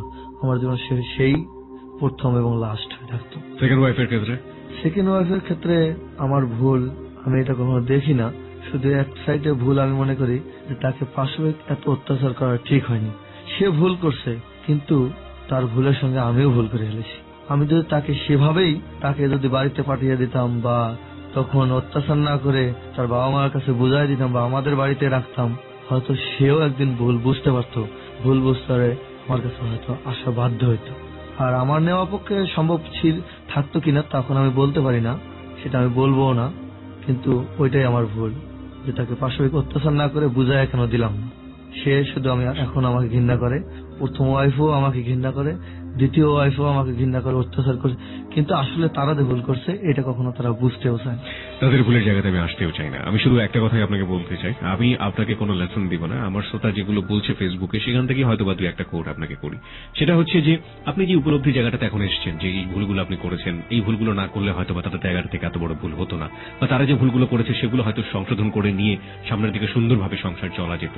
একটা কথা কি, সেটা হচ্ছে যে আপনার চারপাশে ভুল হলো, ভুল হওয়া মানে কিন্তু আপনি একটা সুযোগ পেলেন। সুযোগটা কিরকম, যে ওই মানুষের ভুলটাকে যদি আপনি শুধরে দেন, বা ভুলের জায়গাটাকে সংশোধন করার জন্য মানবিক উপায়ে সুযোগ দেন, প্রথম দিন দিলেন, দ্বিতীয় দিন দিলেন, তৃতীয় দিন দিলেন, আপনার লেভেল সামর্থ্য অনুযায়ী দিলেন, দেওয়ার পরে এক পর্যায়ে একেবারে হচ্ছেই না, তখন আপনি নিজেকে সুন্দর হয়ে সরিয়ে নিলেন, সেটা আলাদা বিষয়। কিন্তু অত্যাচার না করে, জর্জরিত না করে আপনি যদি সরিয়ে নিতেন, তাহলে ওই মানুষগুলো যদি আপনার কাছে ফিরে আসতো, তাহলে সারাটা জীবনের জন্য আপনার কাছে কমিটেড থাকতো। আমি এত বড় ভুল করার পরও আমার স্বামী আমার সাথে কোনো খারাপ আচরণ করেনি। এই যে একটা সোশ্যাল সিকিউরিটি, এই যে একটা মেন্টাল সিকিউরিটি সারাটা জীবনের জন্য নেয়া, এইটা অর্জন করার একটা সুযোগ তৈরি হয় কখনো কখনো ভুলের মধ্য দিয়ে। আপনি সেই জিনিসটা করেননি। আপনি আজকে যে জিনিসটা উপলব্ধি করছেন, এই উপলব্ধির জায়গাটা থেকে আপনি তো এখন বিয়ে করতে চান। আপনি বলছিলেন যে রেডিওতে বিভিন্ন অনুষ্ঠান হয়, সেগুলো শুনে, এবং আপনার যে বয়স, সে বয়সের জায়গাটা থেকে এটা খুবই স্বাভাবিক। তো আপনি কি মনে করেন যে আরেকজন মানুষ যদি আপনার জীবনে খুব সাধারণ মানুষ হিসেবেই আসে, ভুল, শুদ্ধ, তারপরে অপরাধ, এইরকম বিভিন্ন রকমের কমপ্লেক্সিটি এগুলো নিয়ে আসে, আপনি কি পারবেন সেই মানুষটাকে নিয়ে আপনার যে বর্বরচিত চিন্তা ভাবনাগুলো আছে সেগুলো দূরে রেখে সংসার করতে? সে যদি আমার যেগুলো ভুল হয়েছে সব জানাশোনার পরেও সে যদি আসে, এবং সে এখন বর্তমান আমার সঙ্গে, সেও যদি ভালোভাবে দিন কাটাতে যায়, সংসার করার চেষ্টা করে, তাহলে আমি তাকে নিয়ে খাবো। কিন্তু সুলতানের জায়গাটা থেকে, সুলতানের জায়গাটা আমি বাদ দিয়ে দিচ্ছি। ধরুন সুলতানের সাথে আপনার হলো না, আপনার যে কোনো একটা মেয়েই আসতে পারে, সেটা অ্যারেঞ্জ ম্যারেজ হতে পারে আপনার ফ্যামিলির জায়গা থেকে, বা আপনার জায়গা থেকেও সেটা একটা সম্পর্ক তৈরি হয়ে সেটা বিয়ে হতে পারে, যে কোনো মেয়েই হতে পারে। শুধুমাত্র সুলতানের কথা বাদ দিয়ে দেন, আপনি কি পারবেন তাকে এই ধরনের কমপ্লেক্সিটি ভবিষ্যতে আপনি ফেস করবেন এমন কোনো কথা নেই, করতেই পারেন। দেখা গেল আপনার বউ অন্য কারোর সাথে সম্পর্ক করছে, আপনি জেনে গেছেন, বা আপনি যেভাবে চান আপনার ওয়াইফকে, সে সেরকম নয়, সে আপনাকে মেন্টালি হ্যাপি করতে পারছে না, তখন কি পারবেন এই যে আপনার ভিতরে যে খারাপ গুণগুলো রয়েছে সেগুলোকে সাইড করে রেখে তার সাথে সংসার করতে? না, পারবেন না। তার মানে আপনি এখনো রেডি নন। আপনি যে সহজ সরল স্বীকারোক্তি দিয়েছেন যে আমি পারবো না, এটার জন্য আপনার প্রতি আমার সেলুট আছে, যে অনেক মানুষ এই সত্য কথাটা বলতে পারে না। তার মানে আপনি রেডি নন সংসার করার জন্য। This is the hard reality. আমরা মনে করি যে একটা ছেলের বয়স হয়েছে কিংবা একটা মেয়ের বয়স হয়েছে, আমরা তাকে জোর করে বিয়ে দিয়ে দিই কিংবা তারা বিয়ে করে ফেলেন। কিন্তু একটা সংসার করার জন্য যে মানসিক প্রস্তুতির দরকার হয়, একটা সংসার করার জন্য দুই ধরনের পক্ষ থেকে, দুই জায়গা থেকে যে একটা মেন্টাল ম্যাচুরিটির দরকার হয়, সেই মেন্টাল ম্যাচুরিটি আছে কিনা আমরা জাজ করি না। এখানে একটা কথা যে আমার সংসার থাকা অবস্থায় যদি এ ধরনের কোনো ভুল করে, যদি সে ভুল স্বীকার করে বা ভুল স্বীকার করলে সেটা হচ্ছে ক্ষমার দৃষ্টিতে তাকানো যায়, যেহেতু আমার জীবনের ব্যাকগ্রাউন্ডটা খারাপ আছে। কিন্তু সে যদি ভুল স্বীকার না করে এবং রানিং অবস্থা, আমার সাথে সংসার করা অবস্থা, সে অন্য কিছু ভুল করতেছে আমার অজান্তে, এটা আমি জানতেছি কিন্তু সে আমাকে স্বীকার করতেছে না, তখন আমি ক্ষমা করতে পারবো না। তার মানে তো আপনি সেম ভুলটা আবার করবেন। আপনার সেকেন্ড ওয়াইফের জায়গাতেও একই ঘটনা ঘটেছে, হ্যাঁ, আপনার ফার্স্ট ওয়াইফের জায়গাতে অন্যরকম একটা ঘটনা ঘটেছে। আপনার সেম ঘটনা যখন রিপিট হবে, তখন একটা মানুষ, ধরেন আপনি তাকে বিয়ে করলেন, করার পরে সেই মানুষের সাথে আপনার আস্থার জায়গাটা তৈরি হয়নি, সেই মানুষ আপনাকে এখনো বন্ধুর মতো নেয়নি, কিন্তু মানুষের জীবনে ভুল চলে এসছে এবং মানুষের স্বভাবতই সেই ভুলটাকে গোপন করবে। আপনি হয়তো বুঝে গেছেন এবং বুঝে যাওয়ার পরে সে হয়তো আপনাকে সরি বলবে না, তখন আপনি তার সাথে একই আচরণ করবেন। এই আচরণটা না করে আমি তো বললাম কিছুক্ষণ আগে, যদি তাকে সময় দেবো, এখন তাকে আমি সময় দেবো, যে তার ভুল শুধরায় নেওয়ার মতো সময় দেবো, যদি সে ভুল শুধরায় নিতে পারে তাহলে আবার সংসার হবে। যেহেতু আমার জীবনে এই ধরনের ভুল অনেক আছে। এক্স্যাক্টলি, শুধুমাত্র সময় কেন দিবেন? আপনার মেন্টালিটিটা এরকম হওয়া উচিত যে যদি এই ভুলটা করে, আমি তাকে সাথে নিয়ে ভুলটা শোধরাবো। মানে একজন মানুষ দেখুন আপনার জীবনে যখন আসছে, তখন কিন্তু সে শুধুমাত্র তার একটা আলাদা সত্তা না, আপনাকে নিয়ে সে সত্তা। তার পরিচয় হয়ে যায় সে বিবাহিত, তার হাজবেন্ড, এটা কাজের ক্ষেত্রে হয়ে যায়, ফ্যামিলির ক্ষেত্রে, সব জায়গাতে হয়ে যায়। তার একটা অপরাধ কিন্তু একই সাথে আপনার সম্মানেরও প্রশ্ন। সে যদি খারাপ কোনো কাজ করে, আপনার সম্মানটাও কিন্তু নিচু হয়, এবং আপনি যদি খারাপ কোনো কাজ করেন, তারও সম্মানে কিন্তু বাধাগ্রস্ত হয়। তো সেই জায়গাটা থেকে সে যদি একটা ভুল করে, সেই ভুলটাকে সে কোনো শোধরাবে। আপনি কি মনে করেন যে আপনার ওয়াইফ কোনো একটা জায়গায় পরকীয়া করছে বা অ্যাডাল্টারি সম্পর্কের মধ্যে আছে, আপনি তাকে সাথে করে নিয়ে সেই সম্পর্ক থেকে বের হয়ে আসতে পারবেন? আপনি কি মনে করেন সে মেন্টালি সেটার জন্য প্রস্তুত? আমি এভাবেই বুঝাইতে চাচ্ছিলাম, কিন্তু আমি হয়তো বলতে পারিনি আপনাকে, যে আমি যেভাবে বলছিলাম হয়তো কথাটা অন্য সাইড চলে গেছে। আমি একদম ফ্র্যাঙ্কলি আপনাকে একটা কথা বলি, আপনি একদম হা না বলে উত্তর দেবেন। আপনি অনেক ক্ষুধা নিয়ে বাসায় ফিরেছেন, ফিরে দেখলেন আপনার ওয়াইফ রান্না বান্না কিছু করেনি, সে ফোনে একটা ছেলের সাথে কথা বলতেছে। আপনি তাকে সন্দেহ করা শুরু করলেন। আপনি দেখলেন র্যান্ডম এই ঘটনাটা হচ্ছে। আপনি তাকে একদিন বললেন সে ঠিক হলো না, 2 দিন বললেন সে ঠিক হলো না, 3 দিন বললেন সে ঠিক হলো না, 4 দিন দিনে বাসায় ফিরে দেখলেন সে আপনার ওয়াইফ নেই, সে কোথা থেকে ফিরে এসছে এবং একটা বিধিকিস্তি অবস্থা। হ্যাঁ, 5 দিনের দিন আপনি সমস্ত ডকুমেন্টস পেয়ে গেলেন। আপনি কি করবেন? ডকুমেন্টস পাওয়ার পর তাকেও আমি বলবো যে যদি সে আসলে বলে যে আমি সব করছি বা তোমাকে আমার পছন্দ, বলবে না, সে বলবে আপনাকে পছন্দ হচ্ছে না। সে যদি নাও বলে, যেহেতু তার ফ্যামিলি আছে, তার ফ্যামিলিকে জানাবো, বা তার ভাবি যেমন আছে, যেমন আমার দুলা ভাই আছে, এরকম কোনো কিছু জানাবো। তাকে বলা হবে যে যদি এরকম কোনো কিছু পরবর্তী যেন না হয়, সেজন্য তাকে বারবার অফ ট্র্যাক। আমি আবারও বলি, এই যে সংসারের যে একেবারে গোপন বিষয়গুলো, এগুলো পরিবারের এই ধরনের মানুষের কাছে জানানোই উচিত। হ্যাঁ, এই যে ভাবি বলছেন বা অন্য কাউকে বলছেন, আপনাদের যে সামাজিক, আপনাদের সম্পর্কের যে দুর্বলতা, এত সিক্রেট জিনিসগুলো, এগুলো যখন আপনি আরেকজনকে বলে দেবেন, আপনার ওয়াইফ কখনোই আপনার সাথে সিকিউর ফিল করবে না। এবং আপনিও আপনার জায়গা থেকে, আপনার ওয়াইফ যদি আপনার সম্পর্কে গিয়ে চিন্তা করে দেখুন, আপনি একটা মেয়ের সাথে এরকম কিছু করছেন, আপনার সম্পর্কে গিয়ে তার দুলাভাইকে বলেছে, তার বড় আপাকে বলেছে, আপনি কখনো ওই ফ্যামিলিতে গিয়ে আত্মসম্মানের সাথে দাঁড়াতে পারবেন? মাথা উঁচু করে দাঁড়াতে পারবেন? পারবেন না। আপনি ধরেন ঠিক হয়ে গেছেন, সংসারে সবকিছু সংশোধন হয়ে গেছে, তারপরেও কিন্তু আপনি মাথা উঁচু করে দাঁড়াতে পারবেন না। তো এই যে জায়গাগুলো, এই জায়গাগুলো বুঝুন। আপনি আপনার লাস্ট ব্রেকটা কবে হয়েছে সেকেন্ড ওয়াইফের সাথে? আপনি সিঙ্গেল আছেন কতদিন যাবত? 1.5 বছরের মতো। 1.5 বছর যথেষ্ট সময় নয় আপনার ভুলগুলো বোঝার জন্য। আপনি আজকে আপনার ভুলগুলো বুঝতে পেরে যাহা বলিব সত্য বলিব তো এসছেন। আপনার বয়স কত এখন? 23 বছর। ঠিক আছে, আপনার বয়স 23 বছর। 23 বছরটা খুবই খুবই খুবই অল্প সময় 3টা সংসার শুরু করার জন্য। 23 বছরে আপনি 2টো সংসার করে ফেলেছেন। 23 বছর, তার মধ্যে 1.5 বছর অলরেডি গ্যাপ আছে। এটা খুবই অল্প সময় আরেকটা সংসার শুরু করার জন্য। অ্যাটলিস্ট আপনি 5 বছর গ্যাপ নেন। আপনি অনেক টাকা পয়সা রোজগার করতেছেন, সেগুলো সেভিংস করুন। হ্যাঁ, সেগুলো ভবিষ্যতের জন্য রাখুন। আপনি নেশা থেকে সরে আসুন। আপনি এখনো আমার মনে হয় মাঝে মাঝে নেশা করেন, রাইট? আপনি নেশা থেকে সরে আসুন, আপনি নিজে পরিশুদ্ধ হন। আপনি ধর্মকর্ম করেন? আপনি ধর্মকর্মে পূর্ণ আস্থা রেখে সেগুলো করুন, নিজেকে ডাইভার্ট করুন, গুরু শরণাপন্ন হন। যে মানুষগুলো ভালো, যারা ভালো বোঝায় আপনাকে, তাদের কাছে যান, তাদের কাছ থেকে কাউন্সিলিং নেন, এবং আপনি একটা বড় গ্যাপ নেন। 3 বছরের হোক, 4 বছরের হোক, বড় একটা গ্যাপ নেন, এবং গ্যাপ নেবার পরে গিয়ে আপনি নিজে মানুষ হয়ে তারপরে ফেস করেন একটা মানুষের সাথে সংসার করবেন কি করবেন, এবং ধরেই নেবেন যে ওই মানুষটা অনেকগুলো ভুল নিয়ে আপনার জীবনে আসবে। সে লুকাবে, সে ফল্ট করবে, সেরকম কিছু করবে, এবং আপনি আপনার অতীত জীবনের অভিজ্ঞতা দিয়ে সেগুলোকে সামলাবেন। আপনি যদি এটার জন্য প্রিপেয়ার হয়ে থাকেন, তারপরে আপনি সংসারে যান। সেটা যদি 5 বছরের জন্য হয়, 6 বছরের জন্য হয়, যান। নইলে আপনি এখন যদি সংসারে যান বা 5 বছর পরেও যান এই মেন্টালিটি নিয়ে, আপনি আরো একটা ভুল করবেন। তারপরে বিয়ে করলে আপনি আরো একটা ভুল করবেন। ভুল হতেই থাকবে, হতেই থাকবে, হতেই থাকবে। শুধরানোর কোনো সুযোগ থাকবে না। ওকে, আপনার লিসনারদের কিছু বলার আছে? আমার বন্ধুদের একটা কথাই বলার, যে আসলে আমার জীবনে যেগুলো ঘটে গেছে এর মধ্যে আমার ভুল আছে এবং তাদেরও ভুল আছে, কিন্তু আমি আসলে ভুলটা শুধরে নিতে পারিনি এবং টাইম টু টাইমলি জিনিসগুলো আমি বুঝতে পারিনি, এই কারণে বারবার একই ভুল হয়ে যাচ্ছে। যেমন এখনো আমি ঠিক মতো বুঝিনি, এখানে এসে যতটুকু বুঝলাম ততটুকু বোঝার মতো হয়তো কারো অনেকের ক্ষমতা ছিল না। আমার সেরকম ফ্রেন্ড নেই, হয়তো সবসময় আমি খারাপ ফ্রেন্ডের লাগেই মেলামেশা করছি, এই জন্য খারাপটাই বেশি শিখেছি। যেন আমার মতো আর কারো জীবনে এরকম ঘটে না, এরকম বারবার ভুল না হয়, আমি এটাই সবসময় বলতেছি। প্রিয় শ্রোতা, শেষ হচ্ছে শরীফুলের জীবনের অপ্রিয় সত্য শুভকামনা জানিয়ে যে শরীফ তার নিজের জীবনটাকে শরীফ করুন। শরীফ মানে হচ্ছে ভদ্র, শরীফ মানে হচ্ছে শুদ্ধ। সেই শুদ্ধতায় ভরে উঠুক তার সামনের জীবনটা। 23 বছরের একটা ছেলে, সামনের জীবনটা অনেক সম্ভাবনাময়। সে কেন শুধুমাত্র গাঁজার পেছনে, শুধুমাত্র ড্রাগের পেছনে তার জীবনটাকে নষ্ট করে দেবে? সে কেন একটা ভুল ধারণা নিয়ে আরেকটা নতুন সংসার শুরু করতে যাবে? আমরা শুভকামনা জানাতে পারি শরীফুলের জন্য, এবং একই সাথে শুভকামনা তাদের জন্য যারা শরীফের মতো নষ্ট হতে যাচ্ছেন বা শরীফকে নষ্ট করে ফেলছেন। সেই সব এনভায়রনমেন্ট, সেই এনভায়রনমেন্ট থেকে নিজেকে সরিয়ে নিয়ে সত্যিকার অর্থেই শরীফ নামে সমাজে প্রতিষ্ঠিত হন, সত্যিকার অর্থেই নিজের জীবনটাকে সুন্দর করুন। আমরা বারবারই একটা কথা বলে থাকি, মানুষ হিসেবে জন্ম নিয়েছো মানে হচ্ছে তোমাকে সোসাইটির জন্য কিছুটা কন্ট্রিবিউট করতে হবে, ফ্যামিলির জন্য কিছুটা কন্ট্রিবিউট করতে হবে, তাই না? আমরা বড় হতে চাই। বড় হওয়া বলতে আমরা বুঝি যে আমার পরিবারের মুখ উজ্জ্বল করতে হবে।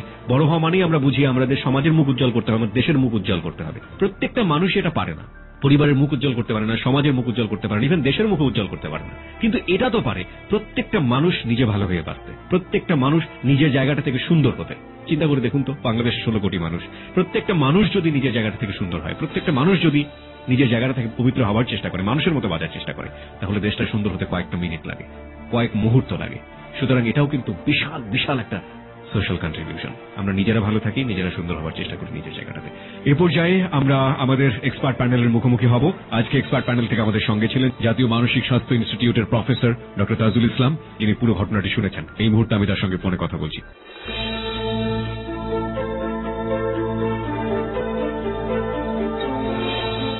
তাজুল ইসলাম, আপনি তো শুনলেন পুরো বিষয়টা, খুবই গুরুত্বপূর্ণ একটা বিষয়। তো আপনার কি বলার আছে? আপনি পুরো গল্পটা শোনার পর আপনি কি বলতে চান? জি, আমি পুরো কাহিনীটা শুনলাম।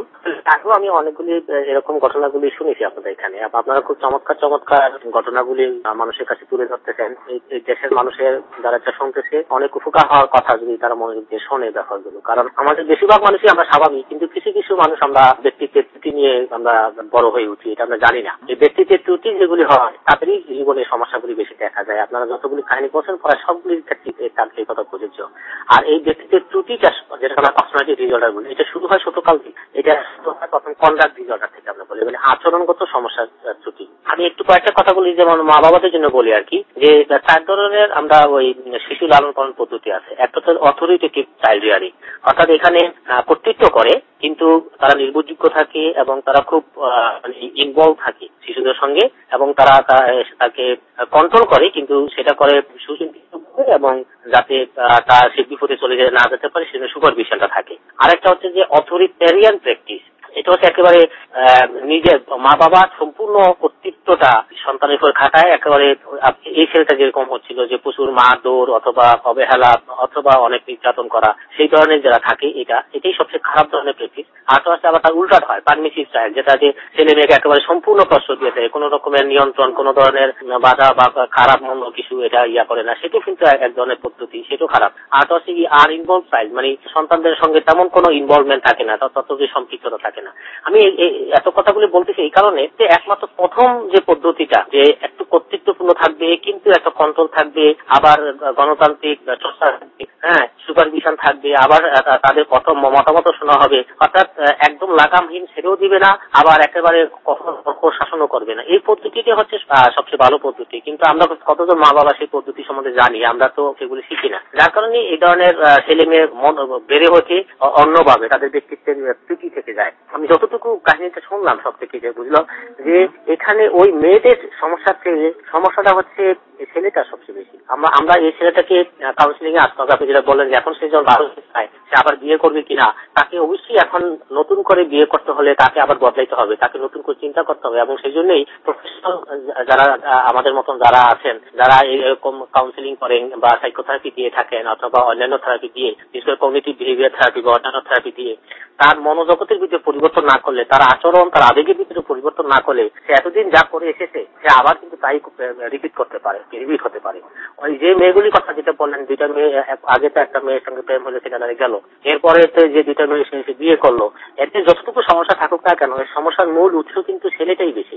এবং এখানে যদি ছেলেটা যদি কোনো প্রফেশনাল কাউন্সিলিং এ যেতে পারতো অথবা ওই মেয়েগুলি যদি বুঝতে পারতো যে না কি সমস্যা হচ্ছে, দাম্পত্য সমস্যা, আমরা এই কথা বুঝি না, এই কথা সবাইকে আমি এই মেসেজে দিতে চাচ্ছি যে সংসারে অনেক সমস্যা হবে, সব সংসারে যদি অ্যাডজাস্টমেন্ট ভালো হয় তা না। কিন্তু আমরা মনে করি যে সাইকিয়াট্রিস্টের কাছে যাওয়া মানে হচ্ছে কোনো একটা রোগ হবে, মানসিক রোগ হবে, তখন আসলে তা নয়। সন্তান লালন পালনের জন্য যেমন যাইতে হয়, কৈশোর বয়সে ছেলে মেয়েদেরকে সঠিকভাবে যদি ম্যানেজ করতে না করা যায় সেখানে যাইতে হয়, ঠিক একই রকমের দাম্পত্য জীবনে যখন সমস্যা দেখা যায়, অ্যাডজাস্টমেন্ট না হয়, তখনই কিন্তু এই প্রফেশনাল লোকদের কাছে যাইতে হয়। জিনিসটা আমাদের সবাইকে জানা উচিত। যদি ওই মেয়েগুলি তারা সাইকিয়াট্রিস্টের কাছে আসতো তখন হয়তো এই ছেলেটার কোন কোন দিক পরিবর্তন করা দরকার এবং কিভাবে পরিবর্তন করা দরকার এবং তার যে অতীতকালের ইতিহাস বা অভিজ্ঞতা তাকে যে এভাবে একটু ভিন্ন রকমের ব্যক্তিত্ব হিসেবে তৈরি করেছে সেটাকে কিভাবে কারেকশন করা যায় সেগুলি করা প্রয়োজন ছিল।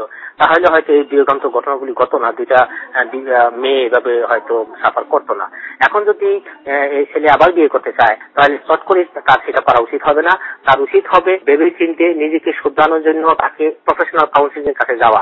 এই ক্ষেত্রে শর্টকাট কোনো পদ্ধতি নাই। নিজের ভিতরে যতটুকু প্রস্তুতি বা ডেভিয়েন্সি তৈরি হয়ে গেছে এগুলি কিন্তু সে নিজে বুঝবে না। আমরা কেউ নিজের দোষ নিজে বুঝি না, নিজের সমস্যা নিজে বুঝি না, এবং সেই জন্য একজন ভালো প্রফেশনাল লোকের কাছে যাইতে হয়। এবং আমরা যেহেতু আপনার কাহিনী থেকে তাকে কিছুটা বুঝতে পারতেছি, ঠিক একই রকমের যার কাছেই সে যাক না কেন সম্পূর্ণ কাহিনী শুনবে তখন কিন্তু শরীফুলকে ভালো বুঝতে পারবে এবং তাকে একটা ভালো গাইড দিতে পারবে।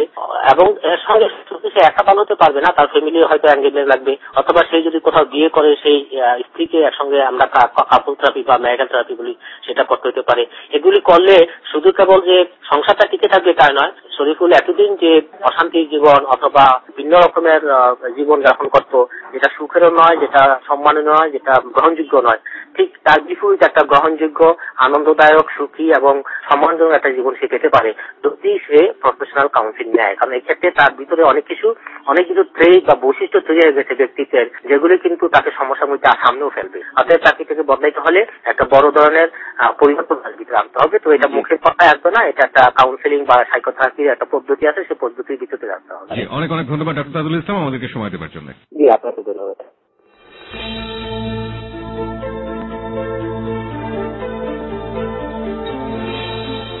প্রিয় শ্রোতা, আমরা শুনলাম আমাদের এক্সপার্ট প্যানেলের মূল্যবান বক্তব্য।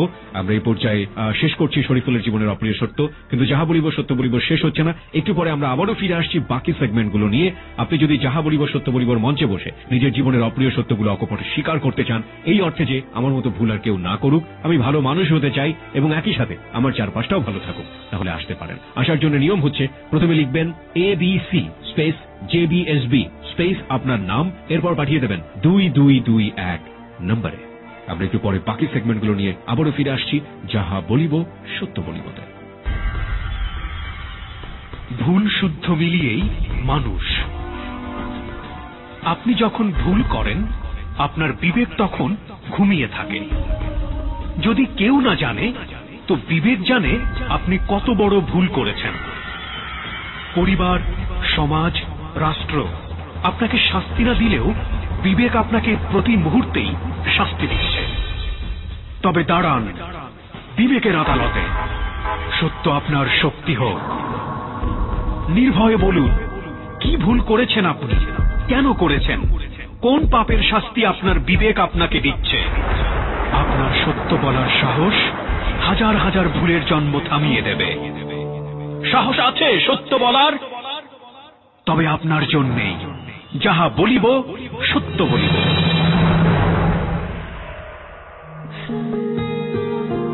Radio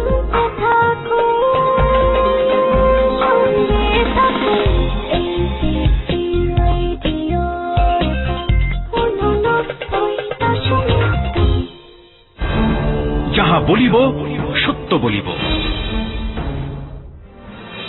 প্রিয় শ্রোতা, স্বাগত জানাচ্ছি আরো একবার যাহা বলিব সত্য বলিবতে। প্রিয় শ্রোতা, আপনারা এখানে এসে আপনাদেরকে কনফেস করতে পারেন, কিংবা আপনারা মেইলের মাধ্যমে কিংবা আপনারা চিঠির মাধ্যমে আপনাদের যে ভুলগুলো রয়েছে, অপরাধবোধগুলো রয়েছে, সেগুলো আমাদেরকে লিখে পাঠাতে পারেন। আর সেটার জন্যই আমরা চালু রেখেছি আমাদের এই মেইল সেগমেন্ট। যারা আমাদেরকে গত সপ্তাহে মেইল করেছিলেন তাদের মধ্যে থেকে একজনের মেইলটি আমাদেরকে এই মুহূর্তে পড়ে শোনাচ্ছে আরজে সুমন। মেইলটির পর আমরা আবারও ফিরে আসছি। যাহা বলিব সত্য বলিব।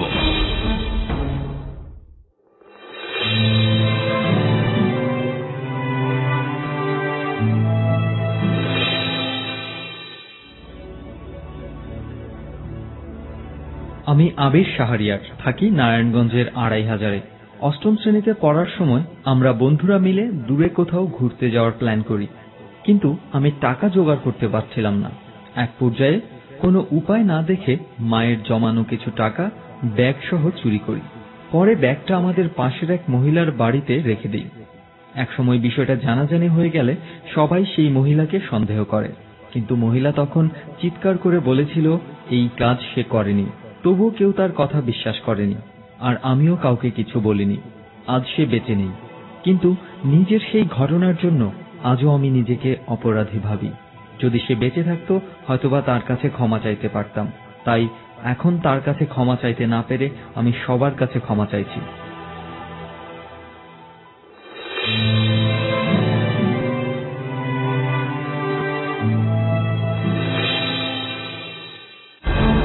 যাহা বলিব সত্য বলিব।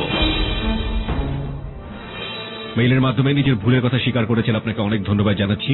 আপনার এই উপলব্ধি শত শত হাজার হাজার মানুষের মধ্যে ছড়িয়ে পড়ুক, এবং এই ছোট্ট অপরাধ যেটি আপনি আপনার জায়গা থেকে স্বীকার করেছেন, সেই অপরাধটি আর কেউ না করুক, তাহলেই তার চারপাশটা সুন্দর হবে। আমরা চাই একটা অপরাধ মুক্ত সমাজ, আমরা চাই একটা ভুল মুক্ত সমাজ। আমরা জানি একেবারে অপরাধ মুক্ত এবং ভুল মুক্ত এবং একেবারেই অন্যায় মুক্ত সমাজ গঠন করা সম্ভব নয়, কিন্তু যে ছেলেটির প্রচন্ড সম্ভাবনা রয়েছে সুস্থ সুন্দর জীবন যাপন করার, সেটি একটা ভুলের কারণে কিংবা অপরাধের কারণে নষ্ট হয়ে যায়, সেটা আমরা নিশ্চয়ই চাইব না। সুতরাং আমাদের জেবিএসবি সেখানে যদি ছোট্ট একটি ভূমিকা রাখতে পারে, সেটাই একটি অসাধারণ ভূমিকা আমরা মনে করি। প্রিয় শ্রোতা, শেষ হচ্ছে আজকের মতো যাহা বলিব সত্য বলিব। আমরা আগামী সপ্তাহে আবারও ফিরে আসবো আরো একজন বন্ধুকে নিয়ে, যার জীবনের অপরাধ বোধ, অকপটে স্বীকারোক্তি আপনাকে হয়তোবা নতুন করে নতুন কোনো পথের সন্ধান দেবে। সে পর্যন্ত সবাই অনেক ভালো থাকুন, এবিসি রেডিওর সাথে থাকুন। যাহা বলিব সত্য বলিব টিমের পক্ষ থেকে, আরজি কিবরিয়ার পক্ষ থেকে শুভ রাত্রি। ভুল শুদ্ধ মিলিয়েই মানুষ। আপনি যখন ভুল করেন, আপনার বিবেক তখন ঘুমিয়ে থাকে। যদি কেউ না জানে, তো বিবেক জানে আপনি কত বড় ভুল করেছেন। পরিবার, সমাজ, রাষ্ট্র আপনাকে শাস্তি না দিলেও বিবেক আপনাকে প্রতি মুহূর্তেই শাস্তি দিচ্ছে। তবে দাঁড়ান বিবেকের আদালতে, সত্য আপনার শক্তি হোক। নির্ভয়ে বলুন, কি ভুল করেছেন আপনি, কেন করেছেন, কোন পাপের শাস্তি আপনার বিবেক আপনাকে দিচ্ছে। আপনার সত্য বলার সাহস হাজার হাজার ভুলের জন্ম থামিয়ে দেবে। সাহস আছে সত্য বলার? তবে আপনার জন্যেই যাহা বলিব সত্য বলিব।